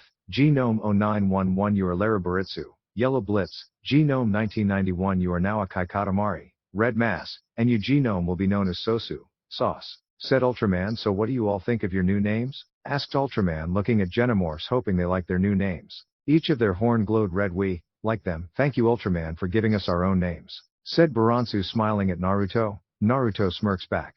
Haiwanashisha nods his head. Yes, I think one of your friends say this is a good day, said Haiwanashisha with his voice laced with happiness and proud. Ultraman smiles at this. Cadmus, cloning chambers. The destroyed clones chambers is smoking with flames everywhere. But out of nowhere a water wave swerves through the destroyer chamber as it is a mind of its own, but within the water stream is a white sea serpent. As the two swerve through the wreckage they each stop when they are in front of the three tanks that held the blood of Robin, Kid Flash, and Aqualad. They look at the tanks of Robin and Kid Flash but notice it has been totally destroyed, but they see the tank of Aqualad and notice there is still blood left. Brother, the other two are destroyed, but it seems like Aqualad's tank have survived, but will they be happy knowing that both tanks are destroyed and there's barely any blood within Aqualad's tank? Asked the white sea snake in a feminine voice. No they won't, but they'll be happy that at least one of tanks isn't completely destroyed, said the water in a male voice. The water starts shrinking while the snake starts to grow. Once they finished growing and shrinking, two male and female have taken the place of the water wave and snake. The male is 5 feet 7 inches and the female is 5 feet 5 inches. Each has peach pale skin. They each have brown yellow colored eyes. Both have the appearance of a 17-year-olds. They both have ice white hair. The male has a ponytail bun with the sides shaved off while his sister has a bop hairstyle with 3 braids on the left side of her face. The twins are wearing Kevlar-like bodysuit. Both suits are black, purple, and gold. In the middle of the female chest is a J while the male has a Z. Both of their emblems are yellow. The upper torso, arms, and to the lower part of the torso are black in color. Both have fingerless gloves. The middle of the torso is purple in color. They has yellow lines running across his black gloves. They a giant yellow diamond in the middle of the torso. The female has long black skin-tight boots that reached her upper thighs and 2 yellow gold bar lines at the end of her. Brother has black boots reaching his knees. The male raises his hand. The blood levitates to the male. The female then pulls out a small jar. The male then commands the blood to go in the jar. Come on sister, we must inform the light, said the male as he walks away with his sister not far behind him. Yes of course brother, said the female. The two then make it to a room. They are faced with the white out faces of light. L1 then glares at the two twins. Report, ordered in a cold tone. Both nods their head. Yes of course L1. While going through the destroyed cloning chambers we found the blood of both Robin and Kid Flash were completely destroyed. But it seemed like the tank of Aqualad's wasn't completely destroyed. We were able to save some of the blood, said the male. His sister raised the jar that contains the blood, but the blood is halfway at the top. This all we could salvage, said the female as she bows her head. Each of the light stares at them, but it is fortunate that all 3 tanks weren't destroyed, but their win tonight shall be our success in the future, said L2. L3 grins at the two. Yes, I must agree with my colleague here. We're grateful there was still something to even save the light. Thanks you, Zan and Jaina, said L3. Thank you. I am pleased you're pleased, said both Zan and Jaina. Now Project Sea King can commence. Zan, Jaina, do the two of you know your mission? Asked L1.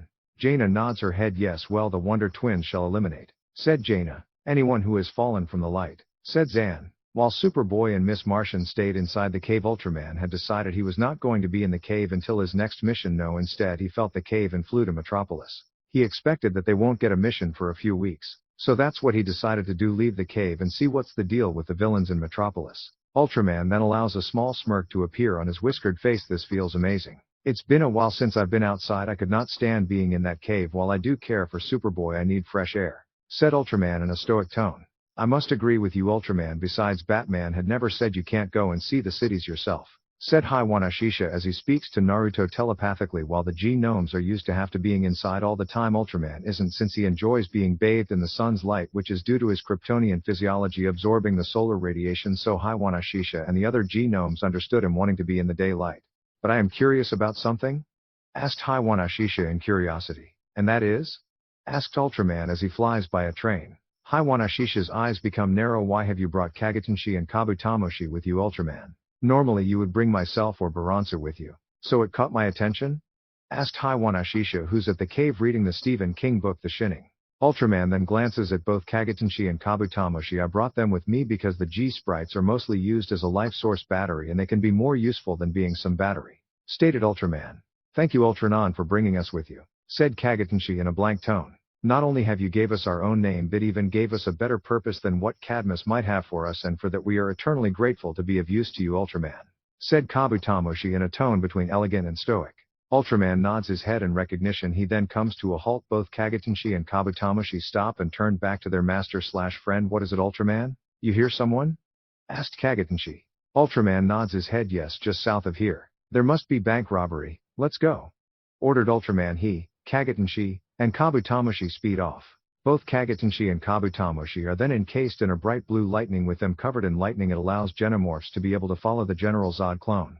While Superboy had joined the team to be a hero like Superman, I joined for a different reason. Mine was to be free. I didn't want to be a tool for Cadmus, and I didn't want to be a hero like Superman or a villain like Zod. I didn't want to be a bright shiny example of hope or a dictator who'll make those kneel to me. No, I'm not even pure as Superboy, Supergirl, or Superman. My hands are tainted with blood of both innocent and evil. And to be honest, I know I wasn't created to replace Superman if he fell to the light. No, my reason for being created was to simply kill Superman or any member of the Justice League if they ever went rogue. I am in all sense of word a metahuman assassin, but I don't want that. I won't be there for Superboy. He is my only family. While he could be considered the brother of Superman and the cousin of Supergirl, but Superman looks at brother with distrust, and I'm pretty sure Supergirl isn't even aware we exist. So as far as I am concerned, him and I are the only family we got. Yes, that's right, it's Superboy and Ultraman. But I've been thinking lately, ever since that night Superboy and I were free from our prison, I had gave each of genomes a name for themselves. While I do not have one of my own, I'm not sure why I gave each of them a Japanese name. Maybe it's because of all the Japanese literature I have read and all the long that were put on my head. And I have the perfect name to give myself, Naruto Uzumaki. Naruto translated to Maelstrom, and Uzumaki I believe, which means whirlpool. Thought the name Naruto. Flashback, 2 years later. Inside of a training room is the Kryptonian assassin, who's standing with a stoic blank expression on his face. Standing in front of him is L2, also known as Ra's al Ghul, and Deathstroke the Terminator. Within the corner of the room is a blue kryptonite with the sapphire rocket Cow's bright blue. Due to the blue rocket disabled Ultraman's powers, thus leaving him in a mortal state. Ra's al Ghul is a tall and daunting man with green eyes. He has black hair with gray streaks. He has a long black mustache and wild, black eyebrows. He dresses in a regal manner, with the majority of his clothes covered by a high-collared green cloak with large gold buttons. Underneath, he wears a black vest with gold hems, a white undershirt, and a golden sash. He wears black pants and knee-high black boots. Deathstroke is a tall, slender man, with long white hair, and a full beard. He is missing his right eye, and wears an eye patch, while the remaining eye. His armor is primarily black and gray, with goldenrod greaves and gauntlets. He wears a matching goldenrod mask with a black area that obscures the right half of his face, including his missing eye. He wears a utility belt with pouches, and sheaths for a sword and staff on his back. You know why we are here, correct, assassin? Asked Raz with a tone of stoic and having a natural aura of authority which would make sense for all the wisdom and leadership the man has, thanks to him being the leader of League of Shadows. Ultraman nods his head. Yes, I do. I was brought here of the ordered by the light. You and everyone want me to learn how to actually fight, unlike Superman, who just throws a punch. The light wants a warrior, an assassin able to kill someone 40 different ways, said Ultraman. Deathstroke turned towards Raz. It seems like this clone is aware what Cadmus wants, stated Deathstroke. Ultraman nods his head in agreement. Underneath Deathstroke mask he gains a sly smile. Both Ra's al Ghul and myself will be training you in assassination, combat, swordplay, and marksmanship, and they have hired me to create the perfect weapon. But before we start we must see what you could do, said Deathstroke with a voice interest. Ra's al Ghul coughs in his hand, gaining the attention of both soldier and genetic clone child of the infamous Druzad. With both having each of their attention, he then turned his focus on Ultraman. But we would like to test you first to see where you stand, assassin, said Raz in a polite yet demanding tone. Zan, Liverwire, and the mysterious Phantasm walk in the room. Deathstroke unsheaths his katana and hands it to Ultraman. But to see where you stand you will first have to face these three at once, said Deathstroke. Phantasm's suit is reminiscent of the Grim Reaper, complete with a smoke-generating device and scythe-bladed gauntlet. The cowl of the suit is dark gray. Both the cowl and the cape are made out of a paracape that aerodynamically supported himself for gliding. The mask itself is made out of titanium and promethium. The design of the mask is a skull. The mask also has a voice alteration. The black bodysuit is made of hardened plates on titanium-dipped tri-weave fibers and was broken into multiple pieces of armor over a more flexible bodysuit for greater mobility. The gloves were made of a dense but malleable leather with ribbing on the palm side of the fingers, raised piping, and convex metal knuckles on the top side. The glove is also gray in color. While the claw is made out of promethium and dipped with lead, the hook also has a grappling hook engineered into it. The great boots are also gray. Liverwire aka Leslie Willis grins at Ultraman in a cheeky smile. Well, Ultraman didn't having to fight me, huh? Grinned Livewire as she encased her fingertips in a bright lightning. Ultraman shook his head negatively. No, I did not, Willis, said Ultraman in a cold tone. He then turns towards the pale-skinned metahuman who just looks at him with an empty cold look. "We have never met. My name is Zan. I will be your training partner today," said Zan. "I'm sure you are aware this fight won't be easy, correct?" asked Phantasm. Ultraman nods his head. "Yes, of course. With that kryptonite here I can't use any of my powers, thus leaving me as strong as a regular human. But just like Deathstroke had said, this is a test, but a test that was ordered by the light. It is my job to serve light, and if that means fighting like a human, then so be it. After all, I am supposed to be the end of the league if they were to go rogue, especially if Superman goes rogue. It's my mission to end him," said Ultraman. Phantasm just stood with a blank Aurora. She understood he might be as strong as a human, but he still has the various of fighting styles programmed into his mind. "Very good, Ultraman, let the test begin," said Ra's al Ghul, and as if a switch went off, Livewire acted quickly. She then sent a powerful blast of lightning from her hands, electrifying Ultraman, thus sending him to the wall. Phantasm quickly jumps in action, creating a blinding mist. Due to all his powers being cut off, he's forced to rely on his natural senses, but this does him no good as he is hit against the side of his face with the blunt side of the hook. He's then forced to deal with an unseen uppercut to his chin. Within a state of daze, she tosses him over her shoulder. Ultraman bites his lip, refusing to let out a scream of pain as he's treated to a 30-volt lightning punch to the gut, sending the clone of Zod crashing into the ceiling. Livewire then hurls lightning balls at him, electrifying him in mid-air. As he finally hits the ground, Zan turns his left into a giant water whip. He then wraps his water whip around Ultraman's waist. Ultraman's eyes then become wide with shocks as he's ragdolled across the room. He then grunts in pain as he's slammed left, right, up, and down. Zan then brings Ultraman to his face and looks coldly at him. "Pity, isn't it? It has seemed you have failed, Ultraman, and failure is looked down upon," said Zan in a clone flats tone. Ultraman then stares at him coldly. "I am not a failure," said Ultraman. He then grabs hold of the pale teen's head and slams his skull onto Zan's own head. Zan, the dazed teen, then released Ultraman. Upon seeing him dazed, gives a 4-jab punch to him back. He then gives Zan a high kick to the side of his face. He then ducks as Phantom clashed at him. She then open palms Ultraman. He's then rocket back by a small machine slapped on his chest. He then removes himself with the wall. Phantasm charges at him. The Kryptonian rushes at her with the sword draw. Both clash against each other with sparks flying off as the two blades meet. He then pushes her in the jaw and hit her in the face with the blunt of the sword. He then lifts her up in the air, tosses her at Zan, who catches her. He then glares daggers at Livewire. But with Zan taking a form of mist, he turns his body into a water giant, capturing him in a headlock. "It's over. Do it," ordered Zan. Livewire turns herself to the element of pure lightning. She zaps towards Zan, the hydrokinet then encased in an orb of water. Livewire then turns her arms into lightning and grabs hold of Ultraman's head, sending high voltage to his head, but with him being a water sphere. Ultraman looks at Livewire with rage. He then snarls in pain. He then drops his sword and grabs onto the clothing of Zan's clothes. "This is nothing," roared an Ultraman in pain. He pushes Zan onto Livewire, shocking the two as the water gets on the hydrokinetic and the electrokinesis are then left wing in pain by the very lightning Livewire uses. He then thrusts the very deadly blade into their shoulder. He then vaults past the two and glares at Phantasm. Sheshe then raises her right hand. She then shots multiple smoke pellets at him, blinding him. He then grits his teeth in anger and pain as she had launched her hook hand at his chest. She then yanks it back as he's in her personal space. She gives him a clean yet dirty sucker punch, sending him back to the harsh ground. Phantasm then drop heels his chest. She then point the blade down to his face. Ultraman glares at her. He grabs onto her ankle and gives it an intense grip in a death grip fashion. He then, with the strength he could in his mortal state, throws her off and begins to ruthlessly punches down on the masked assassin in a savage way. She then swipes at her, cutting to his jawline and nose, then knees him in the gut, grabs him by the neck, her claw to his neck, but Ultraman's widen as he looks down at her right hand and sees the bombs. "That's enough. We've seen what we need. Correct, Roz?" asked the one-eyed man. He then turned towards Roz, who has a neutral expression. Ra's al Ghul nods his head with his arms crossed. "I agree, you're talented, I believe you have never been properly trained. You aren't as skilled, but that is besides the point. This test was not made to see if you can fight off and win against 3 highly skilled individuals. No, this test was to see where you stand, but it seems like your mind might know the various of fighting styles, but your body can't react," said Roz. He then walks over to the kneeling Zan and Livewire and yanks the blade, not even minding the pain of Livewire. "Ubu, take Zan and Willis to the healing chamber," ordered Roz. His servant walks in the room. Ubu has an imposing physique. He is large, muscular, and has large fists. He is bald, has bulging eyes, and wears an earring in his left ear. He wore light green pants, unadorned black boots, a white shirt with laces across the chest, and black bands around his wrists and waist. Ubu nods his head and grabs both Zan and Livewire. Deathstroke stares at Ultraman with an unreadable expression. "It seems like those tiny creatures aren't as useful as we had originally thought, but of course true training is only mastered by training your body till it's broken then rebuilt once again," said Deathstroke. He then grabs hold of his sword and sheathed his blade.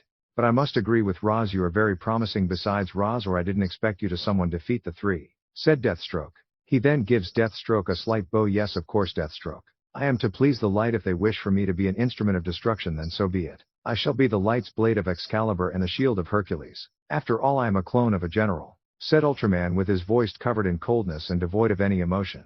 And it is our job to make you a crafted into an unbreak sword and shield. No, it's time to begin. Your training begins now. Prepare yourself, assassin. You will learn how the League of Shadows fight, said Roz. He then hands Ultraman a sword. Roz unsheathed his swords and glares at Ultraman. Both the demon head and assassin Kryptonian runs towards each other with each of their respectable swords clashing their blade. Roz swipes left. He blocked the blade with his own. He then kicks Ultraman's knee, causing him to buckle back. Roz then slashes at Ultraman, leaving his shooter with a deep cut.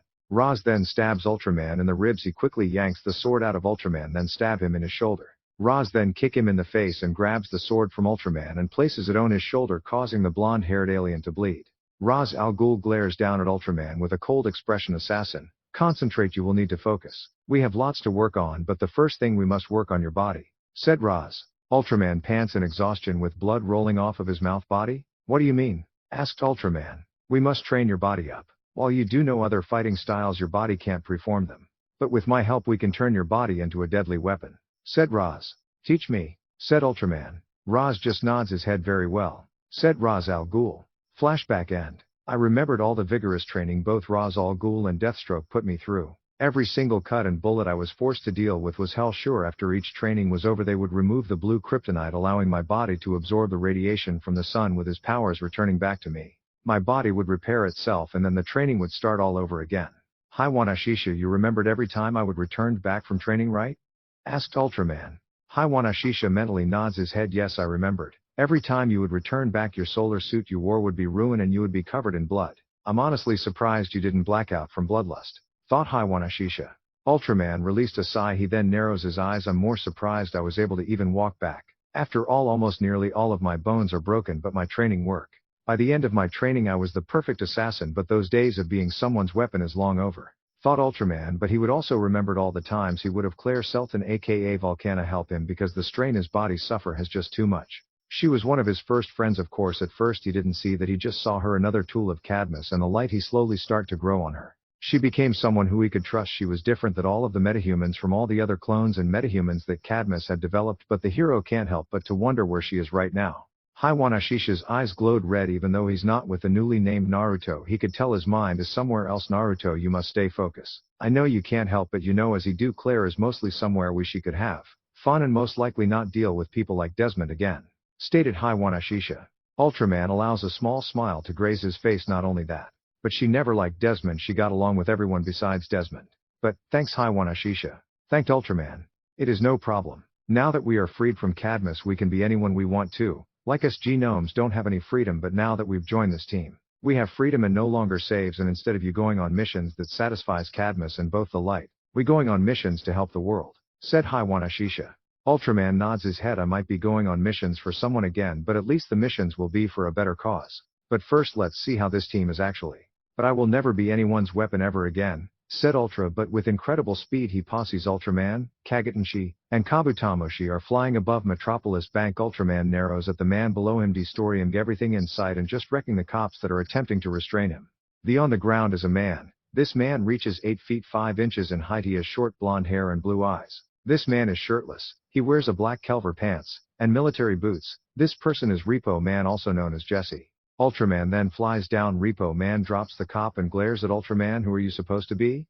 Questioned Repo Man, glaring his blue eyes at the masked-wearing hero. Ultraman narrows his eyes at Repo Man. The name is Ultraman. Now surrender yourself, ordered Ultraman with a cold tone. Repo Man stares down at Ultraman. He then begins to laugh at him. Ha ha ha, wh way. Could a brat like, why you do against me? I've taken on Superman. Ah ha ha ah, yelled Repo Man in pain as he crashed through the door. What the hell? Groaned Repo Man, gripping his chest in pain as he's blasted back by heat vision. Ultraman's eyes glowed a bright red. Well, it's a good thing I'm a Kryptonian, said Ultraman. He then pulls out his negative Astro Blaster and points it at Repo Man.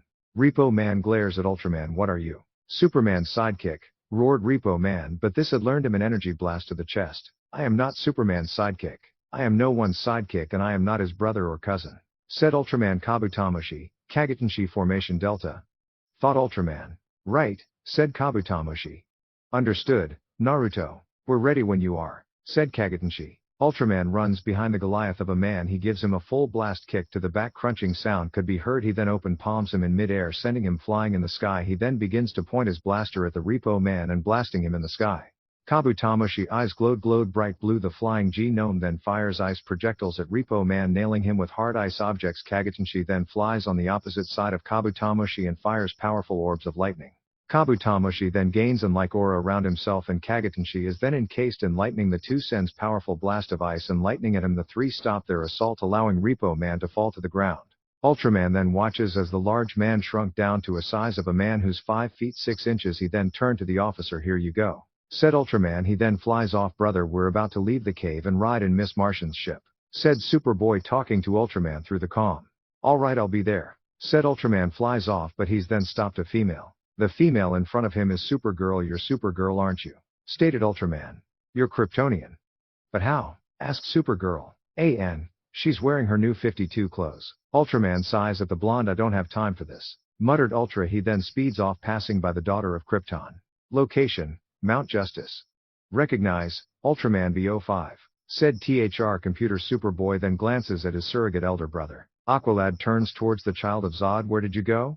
Asked Robin, who's wearing citizen clothes. Got bored, so left and stopped some loser called Repo Man from robbing the bank, said Ultraman with the shrug of his shoulders in an uncaring tone, and not letting them know he had encountered the cousin of Superman. Kid Flash, who's in his citizen personal Wally West, grins at him. Cool, grinned Wally. So, this is your ship? Asked Ultraman. Miss Martian, whose alien name Gonmers, but since she's on Earth she goes by Megan Morse. Yeah, this is my Martian bioship, said Megan.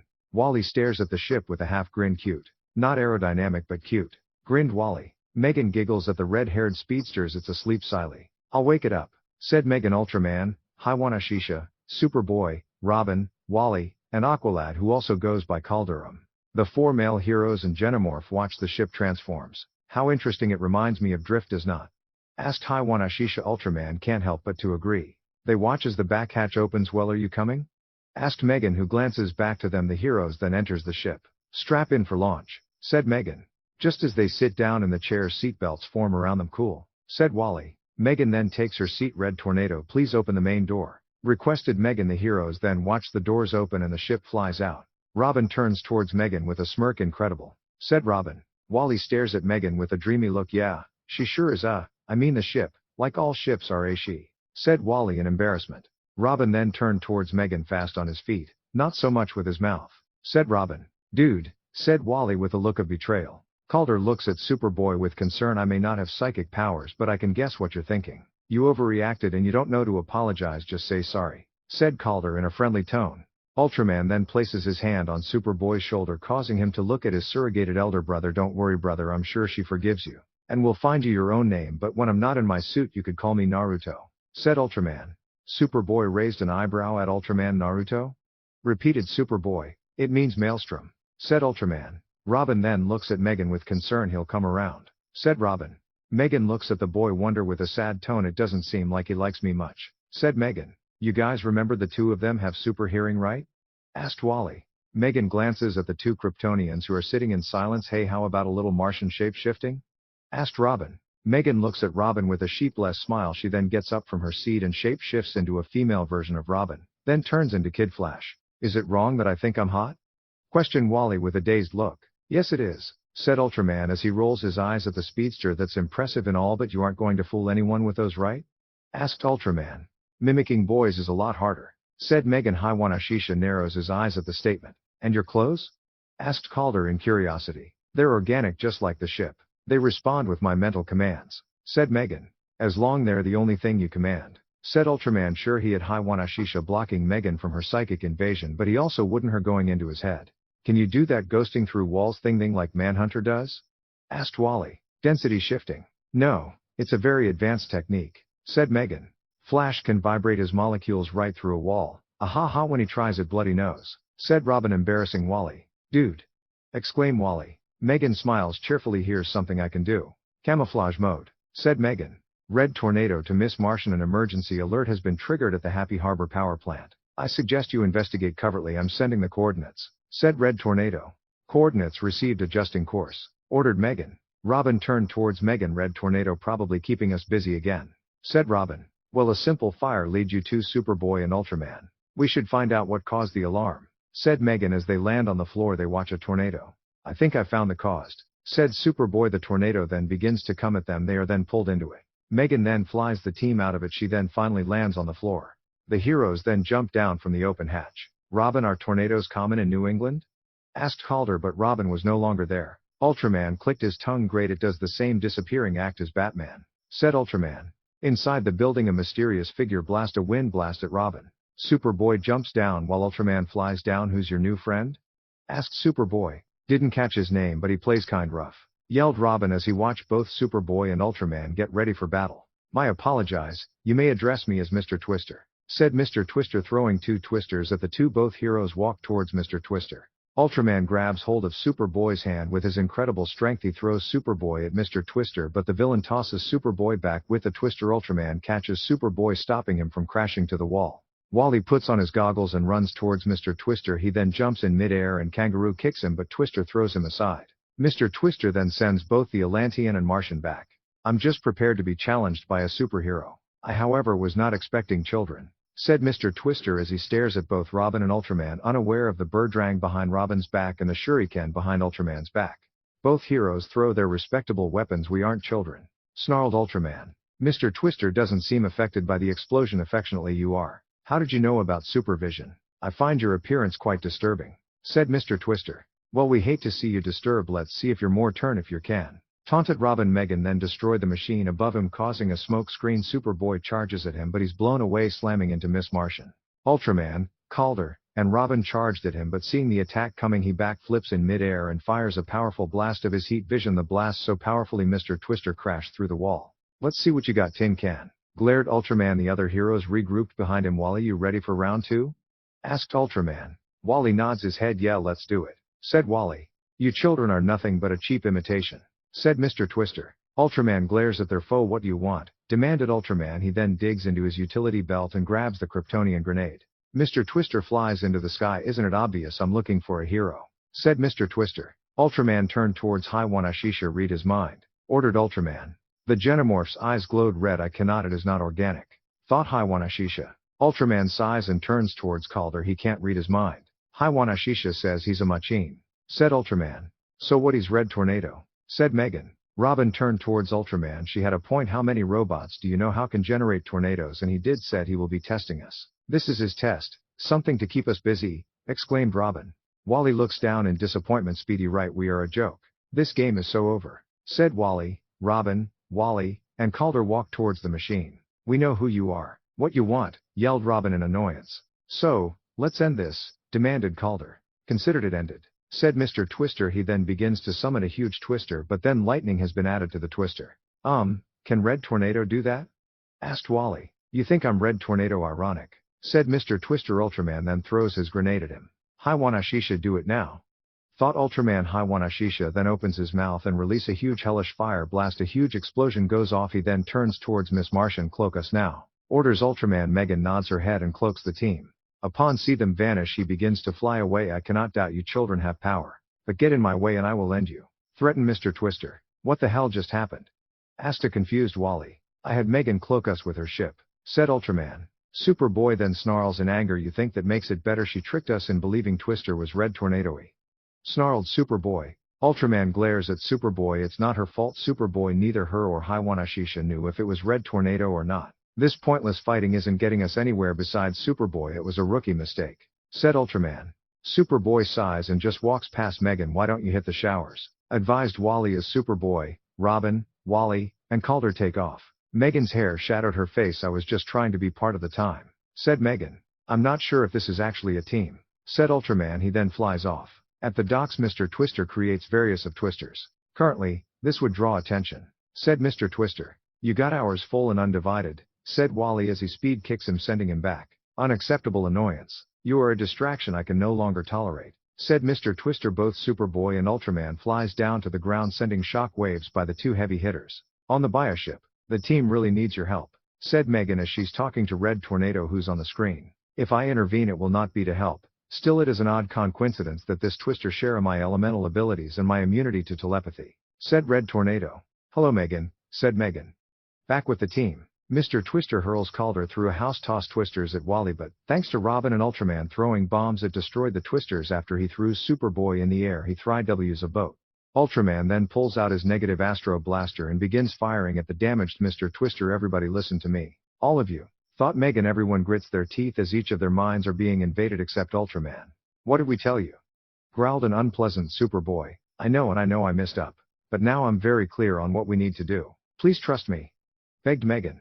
Red Tornado then flies down. Hit the shower boys. I was hoping you can handle it, but you cannot, said Red Tornado. But we have a plan now, complained Robin. The subject is not up for debate, said Red Tornado. The rest of the heroes clear out. I was beginning to believe you weren't going to show, said Mr. Twister staring at the Crimson Robot hero. I'm here now, said Red Tornado. He then throws a tornado at the robot. Mr. Twister creates his own tornado to clash with Red Tornado's. With his mastery over tornadoes, he stopped Mr. Twister's tornado dead in its tracks. We are evenly matched, Twister, said Red Tornado. He then throws another tornado. No tornado, we're not, roared the Storm Machine. He then punches the ground and then sends waves of lightning out of his hands. The lightning blows a machine up, thus catching Red Tornado in the crossfire. Remain still, android. Reprogramming won't take long, said Twister. He then puts some cords on his head. But Red Tornado then turns towards Megan. Longer than you think, said Megan. No, exclaimed Mr. Twister as he's drawn in by a self-made tornado. Superboy then punches a hole through the machine. Ultraman then begins to fire on it, Mr. Twister blowing off his arm. Calder grabs a rod and fires a blast of lightning, ripping its other arm off. Haiwanashish's eyes glowed and rips the rest of Mr. Twister limbs off. Robin then throws more of his exploding birdrangs. The team watches as a hatch opens up and an old man falls out of the machine. I call foul, said the man. Megan lifts a rock and ignores the pleas of Calder and smashes the rock on the man. Robin walks up to Megan with a furious expression. I don't know how things work on Mars, but here we don't execute our captives, roared Robin. I thought you said you'll trust me, said Megan. She then lifts the rock, revealing a smashed robot. That's why I couldn't read his mind, said Megan. Ultraman nods his head. And the reason why I couldn't hear his heartbeat, said Ultraman, ignoring Wally as he picks up the robotic eye. We should have had more faith in you, said Calder with a gentle smiley. Yeah, you worked this mission. Ignore him, you were amazing, congratulated Robin, not even aware of the recording eye by the robot. Location, Mount Justice. The team and Red Tornado can be seen hovering over the disabled Mr. Twister. It was obliviously created to try to sabotage or destroy you, said Ultraman. Agreed, said Red Tornado. Is that why you wouldn't help us? Asked a curious Megan. No.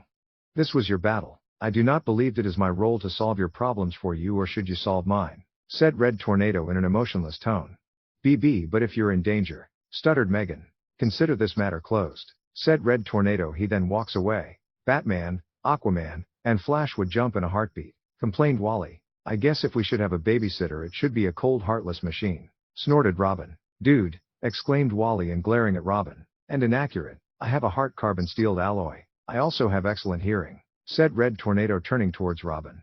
Right, okay. I'll try to be more accurate, said Robin. And more respectful, said Calder, wrapping his arm around Robin's shoulder. After Red Tornado exits out of the room, the three sidekicks walk away from the suit. Speedy was so wrong about this, said Wally. This team thing, said Robin. Just might work, said Calder. Superboy glances towards Ultraman and glances back to Megan with a solemn expression. Sorry, said Superboy. Megan smiles at the apology. Ultraman removes his helmet and smiles at Superboy. Good job, brother. Oh yeah, there's something I must tell you, said Ultraman. Superboy raised an eyebrow at Ultraman. Sure, what is it?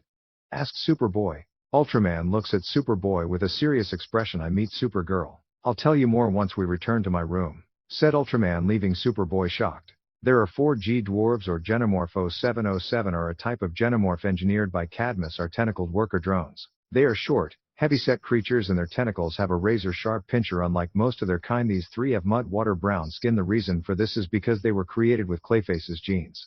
There are 5 of the G-sprites, or Genomorph 0424 are a type of are genetically engineered to have the power to constantly emit electricity. Thanks to Cadmus, the G-sprites have the DNA of Killer Frost and Livewire integrated into themselves, increasing their electricity abilities and granting them cryokinesis. They have ice blue skin and dark blue patterns.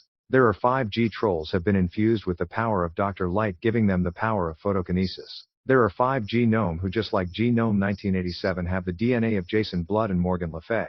There are 4 G-elves. G-elves, or Genomorph 0777 are a type of Genomorph. When fully grown, The elves are the size of a human. They have increased speed and the ability to camouflage themselves from almost everything. They have even had their DNA altered, giving them the ability to turn their body into an organic earth that can match the metal from Hawkman and Hawkgirl.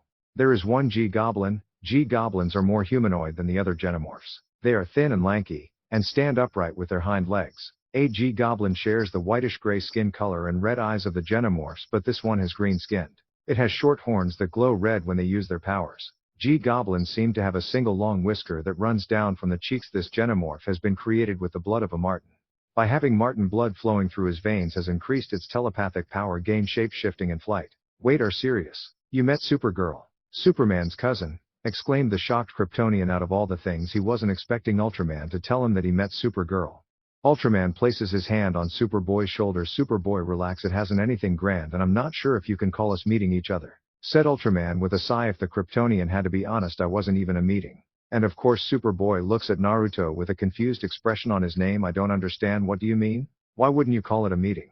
Asked Superboy, his blues glaring into Ultraman's own blue eyes. To the Man of Steel clone, what Ultraman had not made sense. He doubt Robin or Aqualad would have understand what Ultraman had said. What I meant, I didn't really talk to her. Don't give me that look. You guys called just seconds after I took down Repo Man. I literally couldn't speak to her, said Ultraman. He then watches as Superboy stops giving him a suspicious glare. When we nearly flew into each other and I had to leave, the only thing she said was you're a Kryptonian and that's it, said Ultraman. Superboy rubs the back of his head and releases a sigh. Man, that sucks. I wish you could have talked more with her, complained Superboy. Ultraman nods his head in agreement with Superboy. His eyes then narrowed. But you know what's strange? She was surprised. To me it was as if she couldn't believe there was another Kryptonian other than herself and Superman. I mean, why would she be shocked by my existence? Questioned Ultraman. None of this made sense. Even the Gene Momes weren't sure how Supergirl wasn't aware that he and Superboy not only exist but they work for Batman with covert team of young superheroes. Wait, are you saying Supergirl didn't know you even existed until this morning? Asked Superboy. Ultraman nods his head. But Naruto, how is that even possible? I mean, Supergirl is a member of the League, so how can she not know of us? Asked a confused and frustrated Superboy. The blonde had an idea why Supergirl was clueless of their existence, but he didn't wish to voice it because he knew if he did it would hurt Superboy. Don't worry, next time if either of us meet Supergirl we'll ask her. It shouldn't be too hard, especially since both she, Superman, and Steel operated in Metropolis, states Naruto. Superboy smiles. His smile then becomes a smirk. Right, said Superboy. Hey, I have an idea. How about we go on patrol? Questioned Ultraman. Superboy shot him a raised eyebrow. To Metropolis? Asked Superboy. Ultraman shook his head. Negativity. Then where? Cover City? Questioned Superboy. Nope, I was thinking Florida, stated Ultraman. Superboy looks at Ultraman with a confused yet curious expression. Florida, why there? Questioned Superboy. Simple, it isn't a home to any superhero. So what you waiting for? Joked Ultraman, who puts his helmet back on. Both Kryptonians walk towards the Zata Tubes. Miami, Florida, said Ultraman. Location, Miami, Florida. The two are then transported on top of a building. Ultraman then takes a deep breath, enjoying the heat from the sun. So, how you feel? Asked Naruto with a toothy grin. Superboy flexes his fingers. Good, I can never get over how good the sun feels, grins the young hero. So what you waiting for? Asked Superboy. The black-haired teen leaps off one building and onto another building. Ultraman flies, allowing him to easily catch up with Superboy. One Kryptonian leaps through the air while the other flies through the air. One wouldn't think they would be so close as to calling brother. Most would believe that two would hate each other, but even with being a clone of Superman and General Zod, the two still care for one of the other. Ultraman turns towards Superboy and smirks at him. He then increases his speed, causing Superboy's eyes went wide with shock. A smirk then appears on his face. He then launches himself off the ground, causing him to jump even higher in the skin. His eyes narrowed. What the hell, did you hear that? Asked Superboy. Ultraman nods his head. Yeah, sounds like someone is breaking into a car. Let's go, declared Ultraman. Right, replied Superboy. You seemed more energetic than usually. Any reason why? Asked Haiwanashisha. Honestly, I have no clue. It could be because both myself and Superboy are on patrol, and I guess I hope when Superboy meets Supergirl she won't treat him like Superman, thought Naruto. He honestly didn't like Superman, and it wasn't because of Zod's blood runs through him. No, it has been weeks since they escaped from Cadmus, and Superman still hasn't visited him or Superboy. Haiwanashisha hums to himself. It seems like your distastefulness for the Man of Steel hasn't changed, thought Haiwanashisha while he and Superboy were patrolling the city. The Gene Mome was back at home reading Stephen King's Children of the Corn. The telepathic being flips a page from the book. He then glances at his larger siblings who are sleeping. The blonde alien rolled his eyes. Can't really blame me, he didn't leave a good impression. Thought Naruto Hiwanashisha knew what the blonde was speaking true. Ultraman stops and glances at Superboy, who has landed on a building. Superboy's blue-colored stares in the distance and sees a car swerving right. That must be them. Ready? Asked Ultraman. The black-haired nods his head. Yeah, let's do this. But I could use a push? Grins Superboy. Ultraman grins back at Superboy. He grabs hold of Superboy's hand, tosses him directly at the speeding car. One of the man wearing ski mask grins at the bearded man next to him. You think we're good? Asked the man. The bearded man grins. Yeah, I think we're good. Grinned the man.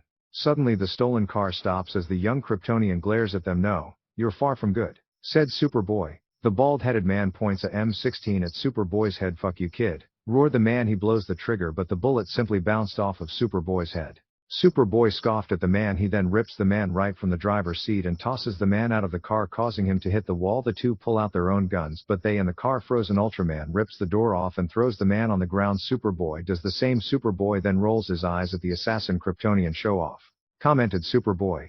Ultraman rolls his eyes. Here, cuff them, ordered Ultraman, who throws Superboy rope that was in the trunk. He then moves over to one of the men and he removes the ski mask and revealing the face of a Caucasian male who appears of Irish descent. The man looks like he is the age of 32 years of age. Yano, if you want to rob a car, don't look like you're about to steal a car, but I guess not all criminals are getting smarter except for the supervillains, insulted Ultraman, ignoring the men glaring at him.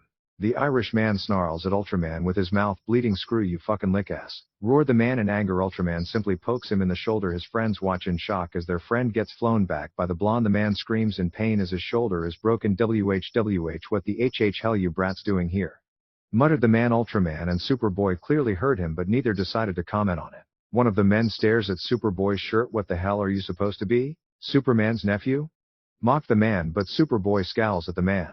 Ultraman then turns towards Superboy. You hear that right? Asked Ultraman. Superboy nods his head. The two didn't have to wait long as two cop cars arrive. As the officers step out of their cars, they stare in shock as they find the robbers tied up and two young heroes. The female stares at the two. Who are you two? Questioned the woman. Superboy rolled his eyes. Who do you think? Questioned Superboy with much sarcasm. Ultraman places his hand on Superboy's shoulder, causing the teen to turn his head away. I'm Ultraman and this is Superboy. We came as soon as possible when we heard people stealing a car, said Ultraman. Each of the officers stare at them in confusion. You heard them? Don't you mean you saw them? Asked the male officers. Both teens shook their heads. Negativity. No, we're Kryptonian, said Ultraman. Each of the officers smiles at the two, just like Superman helping wherever he is needed. Thought the female. Thank you, we'll be taking these guys in, said the female. Both teens nod their head at her. Ultraman flies up while Superboy jumps high in the air. Each officer couldn't help but to marvel at the two. She then hears the sound of a camera click and turns around to see a male rookie with his phone out taking a picture. Time skip. Location: Caribbean Sea. High in the dark sky as the team who are inside the Martian spaceship were approaching Santa Prisca. Informed the young green-skinned alien, Ultraman had decided to bring Hiwanashisha and Shiraju. Flashback. Batman stares at the holographic map while the team is standing behind him. Isala Santa Prisca. This island nation is the primary source of a dangerous and illegal neosteroid, a strength-enhancing drug sold on the street named Venom. Infrared heat signatures indicate the factory is still operating at full capacity, but all shipment of Venom had been inexplicably cut off. That's where this team comes in, said Batman. He then turns towards the young heroes. This is a covert recon mission. Only observe and report. If the Justice League needs to intervene, it will. The plan requires 2 drop zones, said Batman. He then turns back to the screen. So, who's in charge? Asked Robin. Both Batman and Red Tornado turns towards each other, then turns towards the young child. Figure that out between you, said Batman. Robin nods his head at his mentor. Flashback end. Drop zone A and 30, said Miss Martian, bringing Robin out of his daze. Aqualad stands up. He then presses his belt, causing his suit to change into black. Ready, said Aqualad, who is in stealth mode. Putting bioship in camouflage mode, said the Martian. The ship then becomes invisible, allowing them to fly in without being detected from those who might catch sight of the ship. The ship flies towards the island with great speed. The hatch opens up and Aqualad dives into the sea. The Atlantean passes 2 sea grenades. He then creates a sword and cuts through the net, allowing him to pass by. He then jumps out and lands on shore.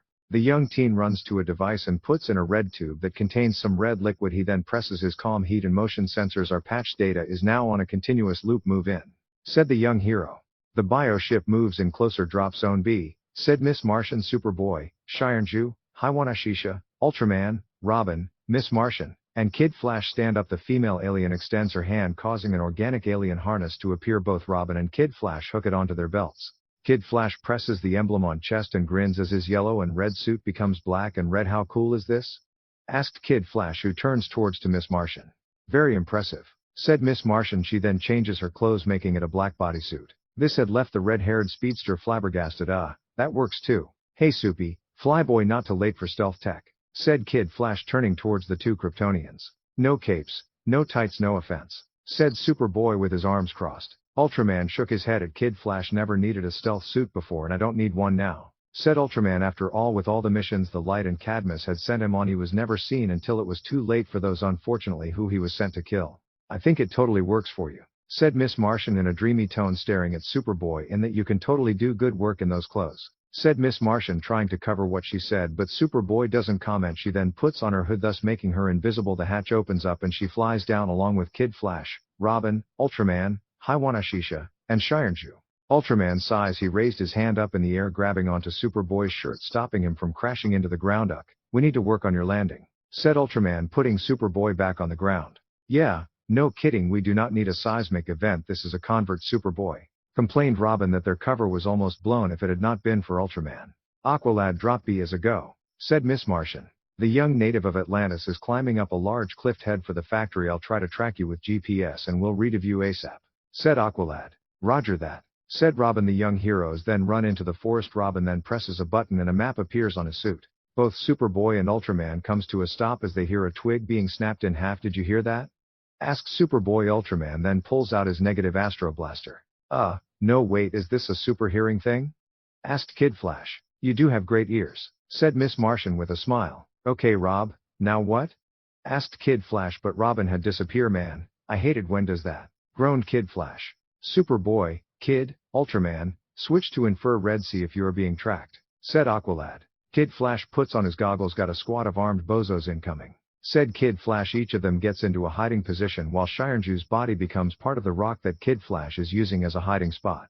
2 squads, said Superboy, but they'll meet each other before finding us, said Ultraman. Both he and Superboy watch as the 2 squads fire on each other. No super hearing required now, said Kid Flash, as he's also able to see the 2 groups kill each other. Squad Y, stay clear, ordered Aqualad. Yeah, just as soon as I find Rob, said Kid Flash, who runs through the forest, but due to the muddy ground he trips and unfortunately he lands right between Bane and Cobra, and even more unfortunately the team lands right in front of Bane, who now has a gun pointed at his face. So much for the stealthy, said Kid Flash. Bane fires at him, but luckily he can avoid each of the bullets. He then runs back into the forest. Superboy jumps into the fight, punching Bane, but the man quickly pin him into the ground, ready to break his arm. Ultraman then blast Babe into a tree with his gun. Kid Flash continues to dodge bullets. Robin jumps down on the 2 men. He then uppercuts a man. What is wrong with you guys? Have you never heard of convert? Why didn't you follow my lead? Vanish into the jungle, complained Robin. Kid Flash punches a pan in the stomach. He then backflips and kicking the man away. That's what you were doing? Fill us in, we're not mind readers, you know, said Kid Flash. Miss Martian then flings 2 men at a tree while Shirenju uses the earth to trap the 2 men. Or I'm not anyways, said Kid Flash. You told me I can only read the bad guys' minds, said Miss Martian. Aqualad then jumps down, grabbing onto one of the Cobra followers and electrocuting him into unconscious. The heroes then tie the men up. I recognize those uniforms, they belong to Cult of the Cobra, said Robin. Aqualad turns towards the boy. Wonder, I am certain Batman would have mentioned it if he knew a dangerous extremist was running Santa Prisca's mining operation, states the teen. Agreed, since there's no love lost with the cult and those goons, I'm betting Cobra came and tossed them out. That's why their supply line has been cut off, states Robin. We get it. Cobra wanted super cultists, mystery solved, radio bats, and will be home in time. These cultists aren't on Venom. Cobra is hoarding the stuff. We don't leave, not until I know why, said Robin, wanting know why exactly. Cobra is just saving Venom. Kid Flash glares at Robin. Until you know why, said Kid Flash. Robin glares back at Kid Flash. This team needs a leader, said Robin. And it's you? Dude, you're a 13-year-old kid who dropped out on us without a word, insulted Kid Flash. But Robin simply chuckles at Kid Flash. And you're a matured 15, you blew our cover the first chance you got, said Robin. Miss Martian then turned towards the 2 Kryptonians. Don't you 2 want to lead? Asked the young female. Superboy shook his head. Negativity. Most missions I was sent on were assassinations, so that's an obvious no. What about you? Asked Ultraman. After the Mr. Twister fiasco? Said Miss Martian with an uneasy tone. Superboy smiles at her. You did all right, said Superboy, causing her to blush. Both Kryptonians then listen a man speak to Bane in Spanish. Yeah, you don't even have superpowers, exclaimed Kid Flash, stomping away. Robin follows after him. Neither does Batman, said Robin. The older teen stops and stares at Robin. Chew, you're not Batman, declared Kid Flash. Chew, closest thing we got, exclaimed Robin. But this comment had caused Bane to laugh. Such clever Ninos, but you only know half the story. Let me show you the rest. Get you into the factory via my secret entrance, said Bane, catching the attention of the heroes. Miss Martian stars at him. There is a secret entrance, but he's also hiding something, said Miss Martian, her eyes glow white. Chica, Bane is not that easy, said Bane with a smug grin. He's mentally reciting football scores and in Spinal. This could take a while, said Miss Martian. Haiwana Shisha, Shirenju, read his mind, ordered Ultraman. Both of the Gene Mome's eyes glow red. We can't get through, said Shirenju. His mind is well guarded, said Haiwana Shisha, causing Ultraman to groan. Neither of them were able to get past the mental blocks, said Ultraman, but the blonde Kryptonian knew he shouldn't be that surprised since Bane is an intelligent man and he's the man who broke the bat. It's not that complicated. The enemy on my enemy is my friend, said Bane. Time skip. The heroes and Bane stare down at the factory. Robin then takes out his binoculars, watches men carry the venom. Look at all that product. A buy is going down, but if Cobra is not selling to usual suspects, then we need to identify the buyer, said Aqualad. Just what I was thinking, commented Kid Flash. Yeah, you're the thinker? Smirked Robin. Kid Flash glares at Robin's sarcasm. Dude, a real leader would focus on getting answers, said Kid Flash. They watch as Bane moves a large boulder and revealing a secret passage. Answers are this way, grinned the Hispanic man. So, now El Luchador is our leader? Joked Kid Flash, but this comment had earned him a slap to the head by Robin. As they walk towards a metal door, Bane presses the red button. The red light turns green and opens. They open the door to the factory and see no one around. All clear, said Robin. He then runs into the building. Has the little fool already been caught? Questioned Bane. No, he just does that, said Aqualad, who was beginning to get tired with Robin's disappearing act. Kid Flash then puts on his goggles. Stay put, I'll get our intel before Boy Wonder, said Kid Flash. Wait, kid, said Aqualad, but the speedster had already ran off. Great Chilo Camino, said Bane, turning towards the other heroes. Aqualad, Miss Martian, Superboy, and Ultraman each stare at each other. Above in the control room, a batarang had flown in the computer. Suddenly green gas covers his vision, causing the man to be knocked out. Robin then pushes the man out of the seat and begins working on the computer. It's a massive shipment, said Aqualad as they watched the men load the venom. Yeah, but they're only taking new product off the line. They're not touching this venom, said Superboy. Maybe, freshness counts, commented the alien female. Helicopters coming, said Ultraman. Each of them then turned to look in the sky and see a helicopter. Kid Flash walks into the control room and sees Robin working on the computer. What you got? Asked Kid Flash, who is eating an energy bars. Chemical formulas, I'm guessing it involves venom, but, trailed Robin. This one is venom and that one is wow. And that one is the blockbuster formula from Cadmus mixed correctly. Cobra juice is 3 times stronger than venom and permit. How did Cobra get access from Project Blockbuster? Wondered Kid Flash. Our mystery buyer must also be Cobra's supplier, using the cult to create a blockbuster super formula. Robin to Aqualad. We got static, said Robin, narrowing his eyes. Outside, Sportsmaster exits out of the helicopter. He then walks towards the leader of Cobra. Lord Cobra, said the blonde man. Sportsmaster, the shipment is ready, said Lord Cobra. A female shows the man of the new blockbuster venom formula. The man grabs a file. The new Cobra venom, said Sportsmaster, looking at the hulking man. A complete success. Our friends will not be disappointed, said Lord Cobra with nothing but confidence. This is a whole new game changer. Finally we can go mano a mano against the Justice League, said Sportsmaster, and unaware that Miss Martian is flying above them. Aqualad sending you a telepathic image right now, thought Miss Martian.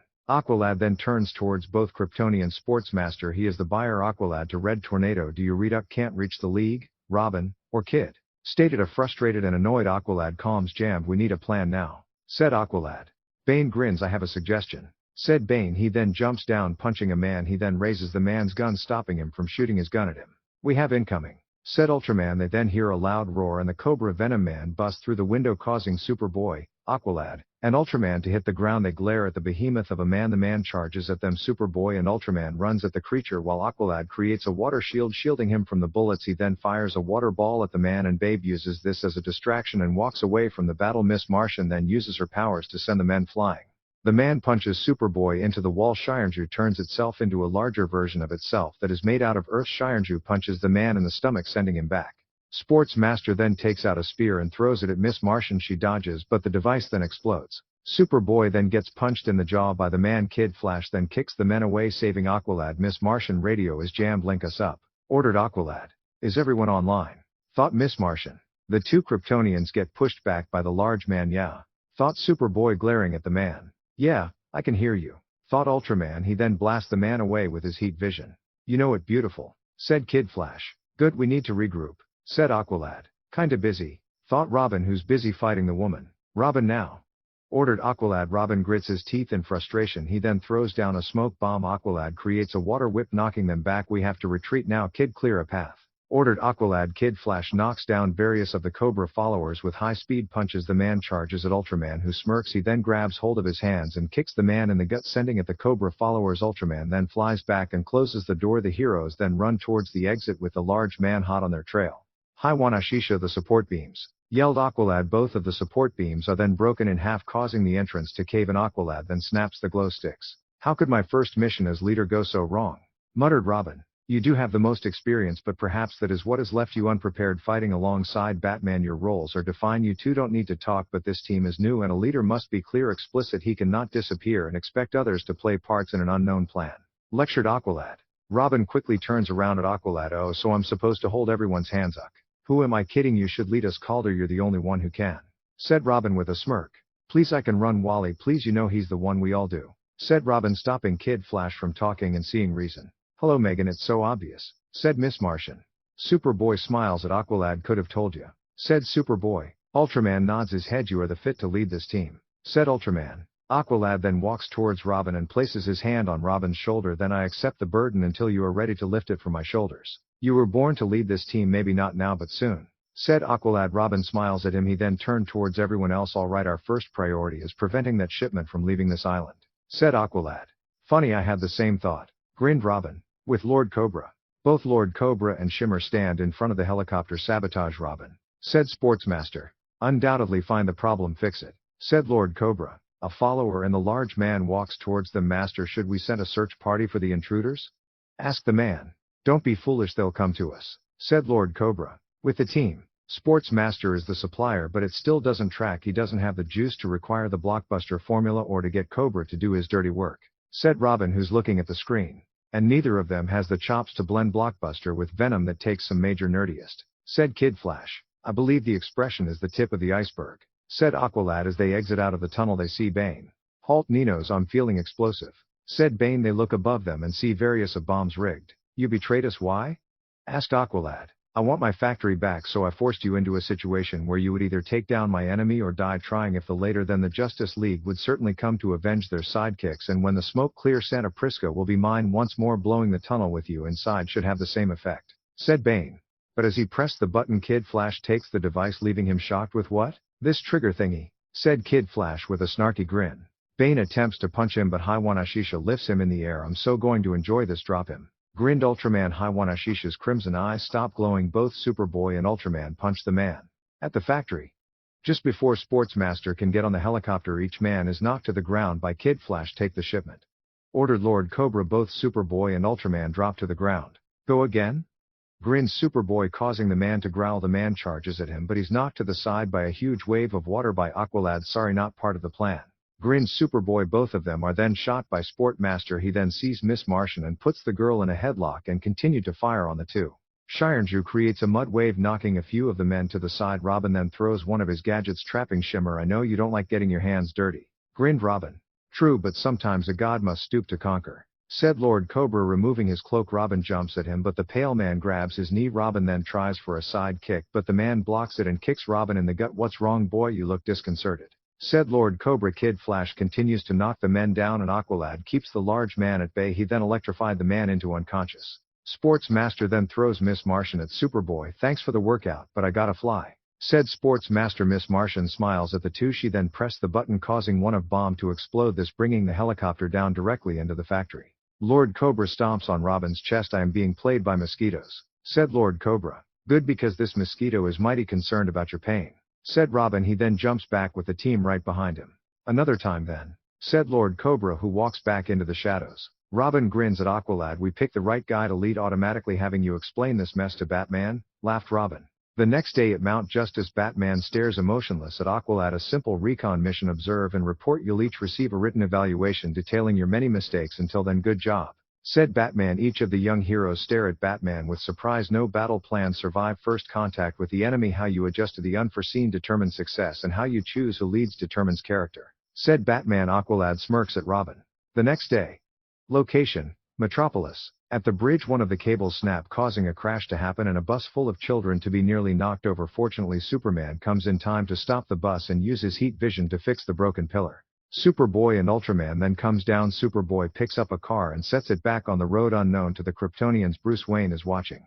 But just as the school bus was going to fall over, Ultraman picks it up and sees Superman holding it. He releases the bus, allowing Superman to put it down. Both young heroes walk towards Superman. "I had that," said Ultraman. "I didn't want to take a chance as it both of your landing destabilized the entire bridge," said Superman. "But it didn't," said Superboy, staring at the man he was cloned from.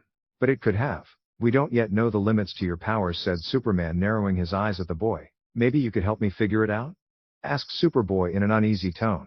"Batman got that covered," said Superman. "I know, but Superman, wait, Arrow, slow down, what's attacking?" asked Superman, who's speaking into his calm. "No, I'm definitely available. Coordinates? Acknowledge, on my way," said he. Then turns towards the two. "Sorry, Super and Ultraman, duty calls," said Superman. He then flies in the sky. Superboy narrowed his eyes at Superboy while Ultraman scowls at the Man of Steel. Superman then presses on his calm. "Already got the call, Bruce," said Superman. "I know, but we need to talk," said Bruce. "Location, Mount Justice. Recognize Superboy BO4, Ultraman BO5. Announced the machine. The team turns and see Ultraman and Superboy walking out of the Zeta tube with a scowl on each of their faces. "Hi guys, how was Metropolis?" asked Miss Martian, but both teens walk by them. Everyone ready for training," said a woman. They turn around and see Black Canary and Martian Manhunter. "Black Canary, Uncle John," exclaimed Miss Martian, who hugs her uncle. "Both Martians separate from each other." "Gone. I was in the neighborhood. I wanted to see how you were adjusting," asked the male Martian. "A little bump, but I'm learning," said Miss Martian. Her uncle smiles at this. "That's all I can ask," said Martian Manhunter. Black Canary then sees as Superboy and Ultraman begins to walk away. "Stick around, class is in session," said Black Canary, forcing the two to stop. She then leads the team into an arena. She then stands in front of Superboy while the others watch. "I considered it an honor to be your teacher. Everything I've learned from my own mentors and my own bruises," said Black Canary, removing her jacket and showing that her arm is wrapped in bandages. Miss Martian looks at the blonde woman with concern. "What happened to you?" asked a worried Miss Martian. "A job. Now combat is about controlling conflict and putting the battle in your terms. You should always be acting, never reacting. Now I'll need a sparring partner," states the woman. Kid Flash raises his hand with a grin on his face. "Ooh, right here," said Kid Flash. He then walks in the arena and continued to eat the banana. "After this, swish," said Kid Flash, throwing the fruit away. He then turns back to her. "I'll show you my moves," said Kid Flash in a flirty manner. But Black Canary smirks at the young speedster. She then goes for a left hook. He blocks it, but then she quickly swoops low, causing the young teen to fall on his ass, shocking the team. "How easy she took him out. Ouch, hurts so good," groaned Kid Flash. "Good block, but did anyone see what he did wrong?" asked Black Canary, who helps Kid Flash back on his feet. Robin smirks at his friend. Ooh, he hit on teacher and got serve," said Robin. "Dude," replied Kid Flash. "He allowed me to dictate the terms, all please. With my powers the battle is always on my terms. Both myself and Naruto are living weapons and this is a waste of my time," said Superboy in a confidence tone. Ultraman nods his head in agreement. "And I was trained personally by Deathstroke and Roz. I have better things to do," said an agitated Ultraman who's still angry at Superman. "But I also wanted to work on my gun," thought Ultraman. Black Canary smiles at the two overconfident aliens. "Prove it," said Black Canary. Both Superboy and Ultraman walk in the circle with Superboy standing in front of her and Ultraman staying back. Superboy goes for a left hook, but she sidesteps it and throws him over her shoulder and having him land on his back. Robin laughs at this, but Aqualad elbows him in the ribs, causing him to stop. Superboy gets up and growls at her. "Good, you're angry now, channel that anger," said Black Canary, but she was unable to finish as he charges at her. Black Canary quickly jumps over him and sweep kicks him, causing him to fall on his back. She then turned towards Ultraman. "It's your turn now," said Black Canary. Superboy gets up and walks over to Ultraman. "Take her down," whispered Superboy in a low tone. Ultraman nods his head. He gets in a fighting stance. Black Canary follows him and gets into her own stance. Ultraman charges at her with a right hook. She attempts to grab his arm, but he kicks her a few feet back. She grabs her ribs in pain. "Since you are human, I have to be careful not to kill you. Your rib is bruised, not broken," said Ultraman. She smirks at him and impressed with him. He then charges at her with a left jab, but she quickly places his arm in a leg lock and slams him into the ground. He quickly gets up. "I'm done, we're," said Ultraman in angry tone, not pleased that she took him down. But before either could leave, she places her hand on his shoulder. "Training and mandatory," said Black Canary, but he rudely swats her hand away. Ultraman and Superboy glares at Black Canary. But suddenly Batman appears on screen. "Batman to the cave 5 hours ago. A new menace attacked Green Arrow and Black Canary. The attacker was capable of studying then duplicating the powers and abilities of its opponents. Green Arrow called in reinforcements which nearly proved disastrous as Arthur gained more and more power with each new combatant. Said Batman. The screen shows a robotic man casually beating Superman, Flash, and Red Tornado.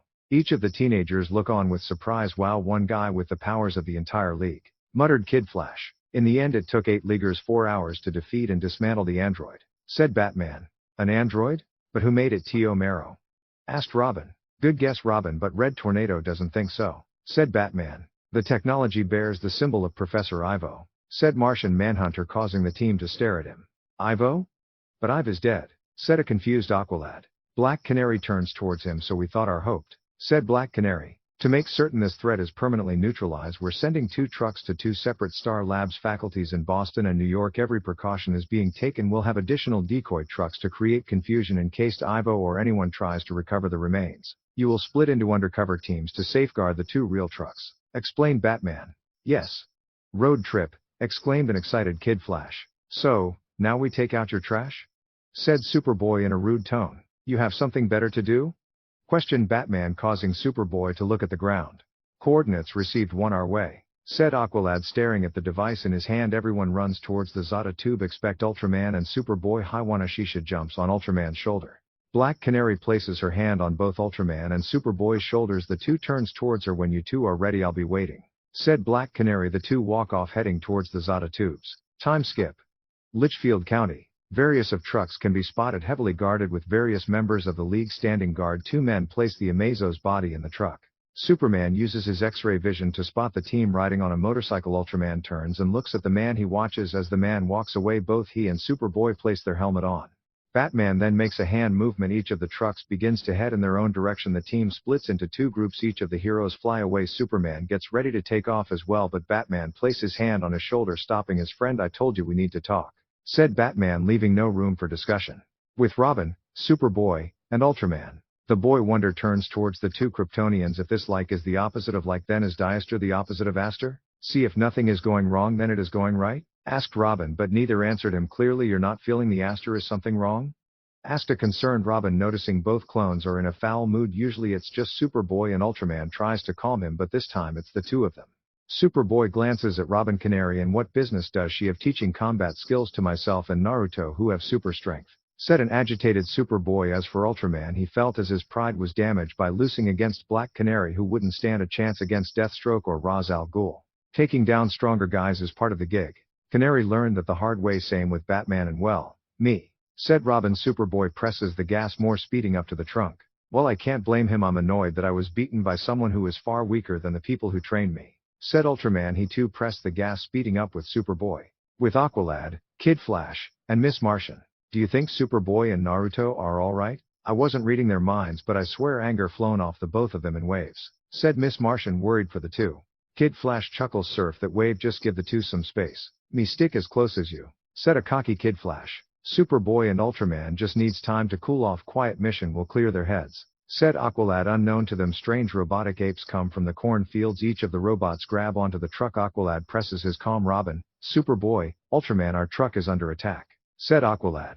Kinda figured, said Robin, as the robotic apes are on their truck too. I hate monkey, snarled Superboy. The monkey then attempt to break through the glass, causing the truck to drive widely. Robot monkeys. Aha, totally Ivo's tweak style, said Robin. He then presses a button, causing one of the wheels to detach and becomes a flying drone. Hey, switch to battle mode, said Robin.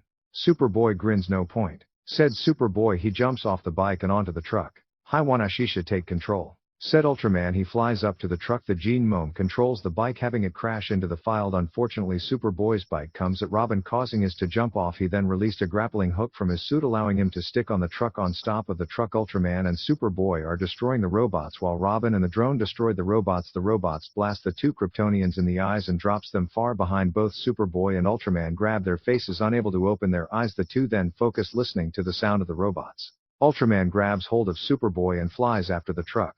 Aqualad creates a water whip, cutting the robots in half. Some of the robots get on the other heroes to get off. Somebody help, pleaded a man on top of the truck. The robots cut open a hole. It then peels the roof off, but they were greeted to bullets. They then enter the truck. Miss Martian flies above and uses her telekinesis to throw them off the truck. Kid Flash then kicks the robots off of the truck. Aqualad continues to destroy the robots that are attached to the back of the truck. Each member struggles to smash each and every machine.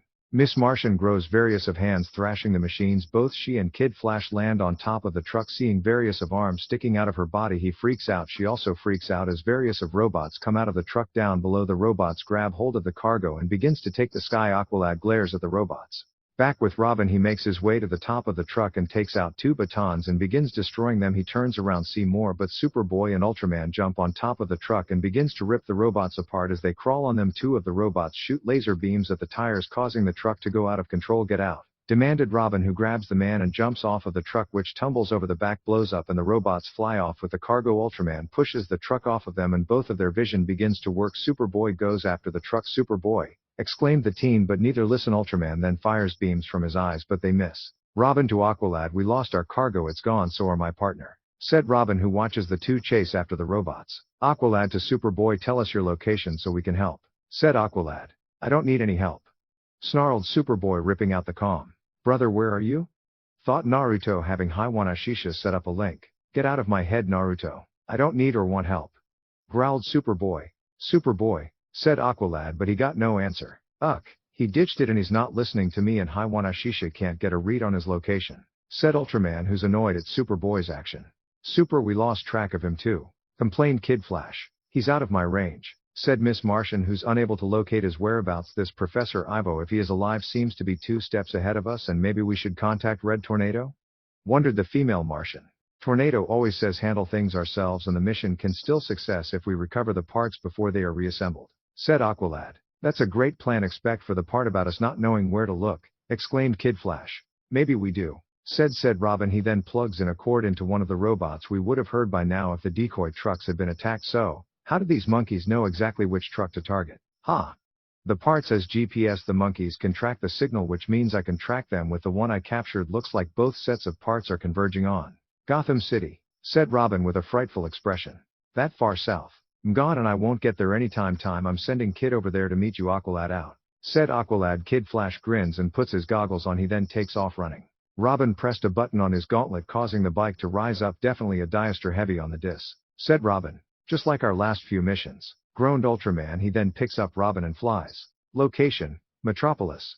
Within a diner, both Bryce and Clark are seen sitting across each other. Apple pie, said Clark. The devil's food, said Bruce. Both men hand the menu back to the waiter. As the waiter left, Clark turns towards Bruce. Something tells me this isn't about desert, said Clark. The boys needs you, said Bruce. No, they needs you. He needs Red. I'm just a constant reminder who he's not, and the other one, he's the offspring of General Zod. It's better if I keep my distance, said Superman.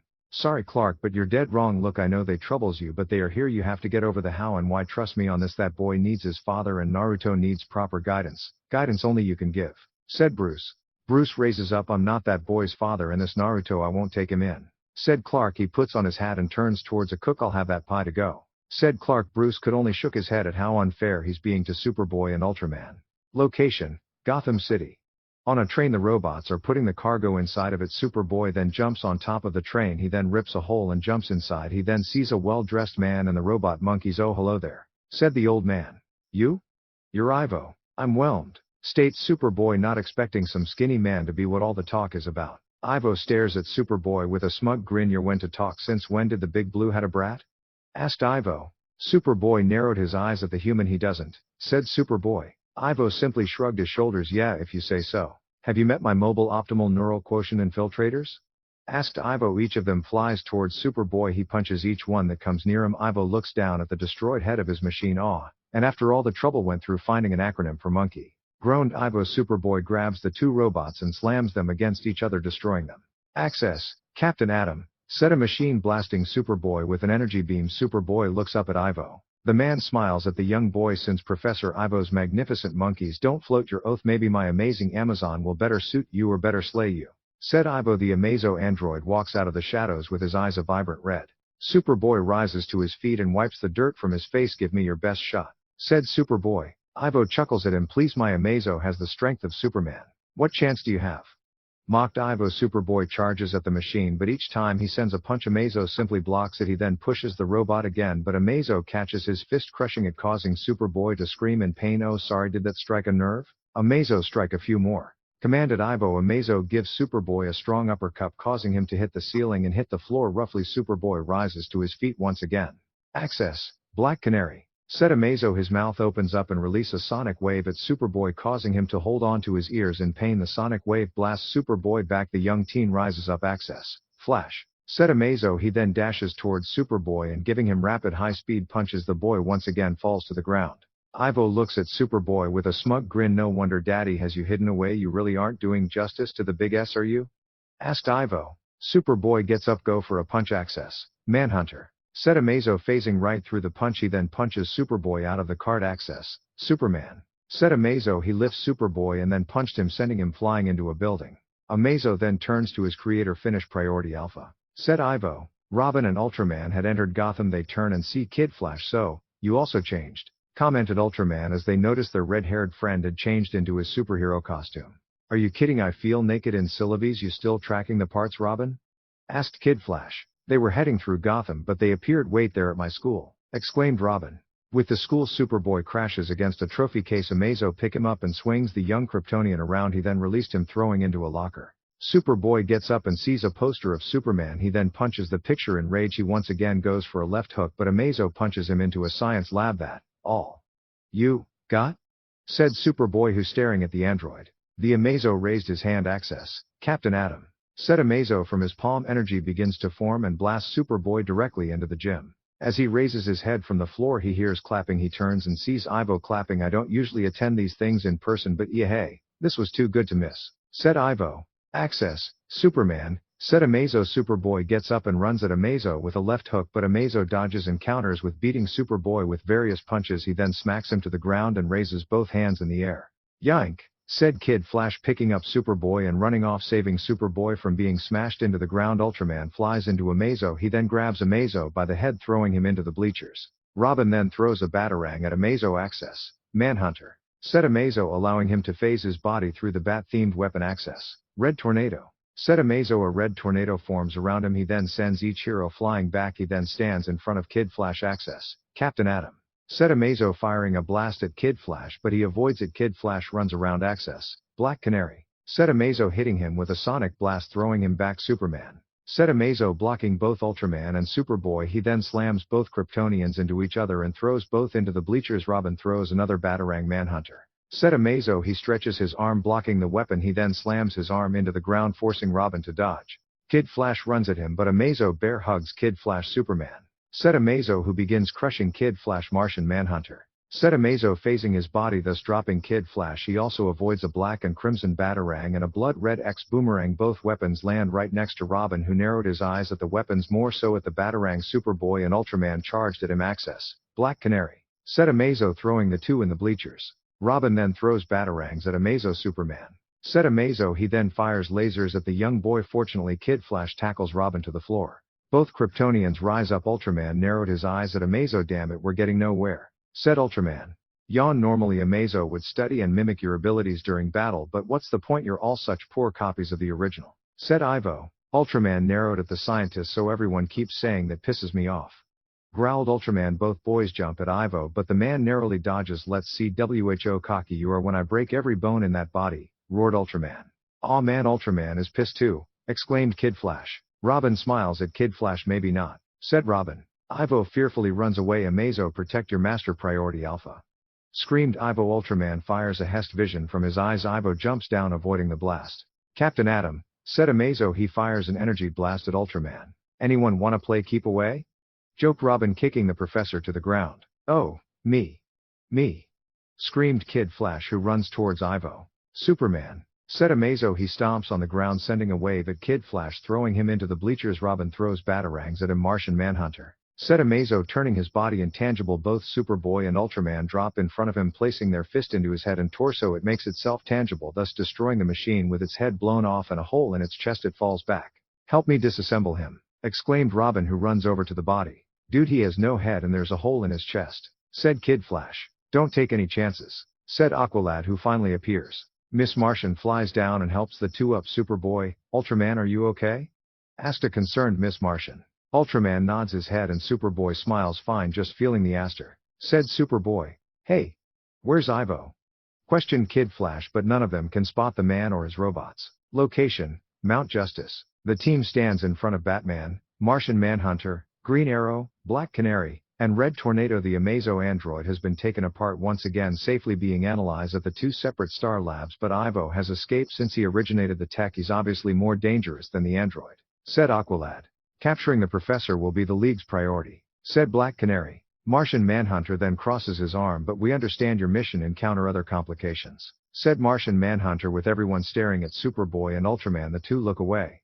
Batman then steps up. Complications come with the job. Your ability to handle them has impressed the League, said Batman, staring at the two Kryptonians. The whole League? Asked Superboy. Ultraman is also staring at the Dark Knight. Given time, yes, Kryptonians, as you know, have very hard heads, said Batman, causing the two to smile. Of course there's no shame in asking for help. That's why the League exists, because there's problems even we can't handle individually, said Batman. Please, if we needed help we'll never get the chance to ask. Look familiar, Batman, said Robin, pulling out the weapons he found. You still don't trust us? You're still babying us. I thought you trusted us, exclaimed Robin. We didn't follow you, said Batman. Picks up the Batarang. He then scans the Batarang. This isn't one of mine. The Batarangs we use are made from a very lightweight iron, but this is made from promethium and lead. I also have no idea what the other weapon is, said Batman. I know whose they are, said Ultraman, causing everyone to turn towards him and having Ultraman be under the infamous Bat Glare. They belong to Projects BB and RX, said Ultraman.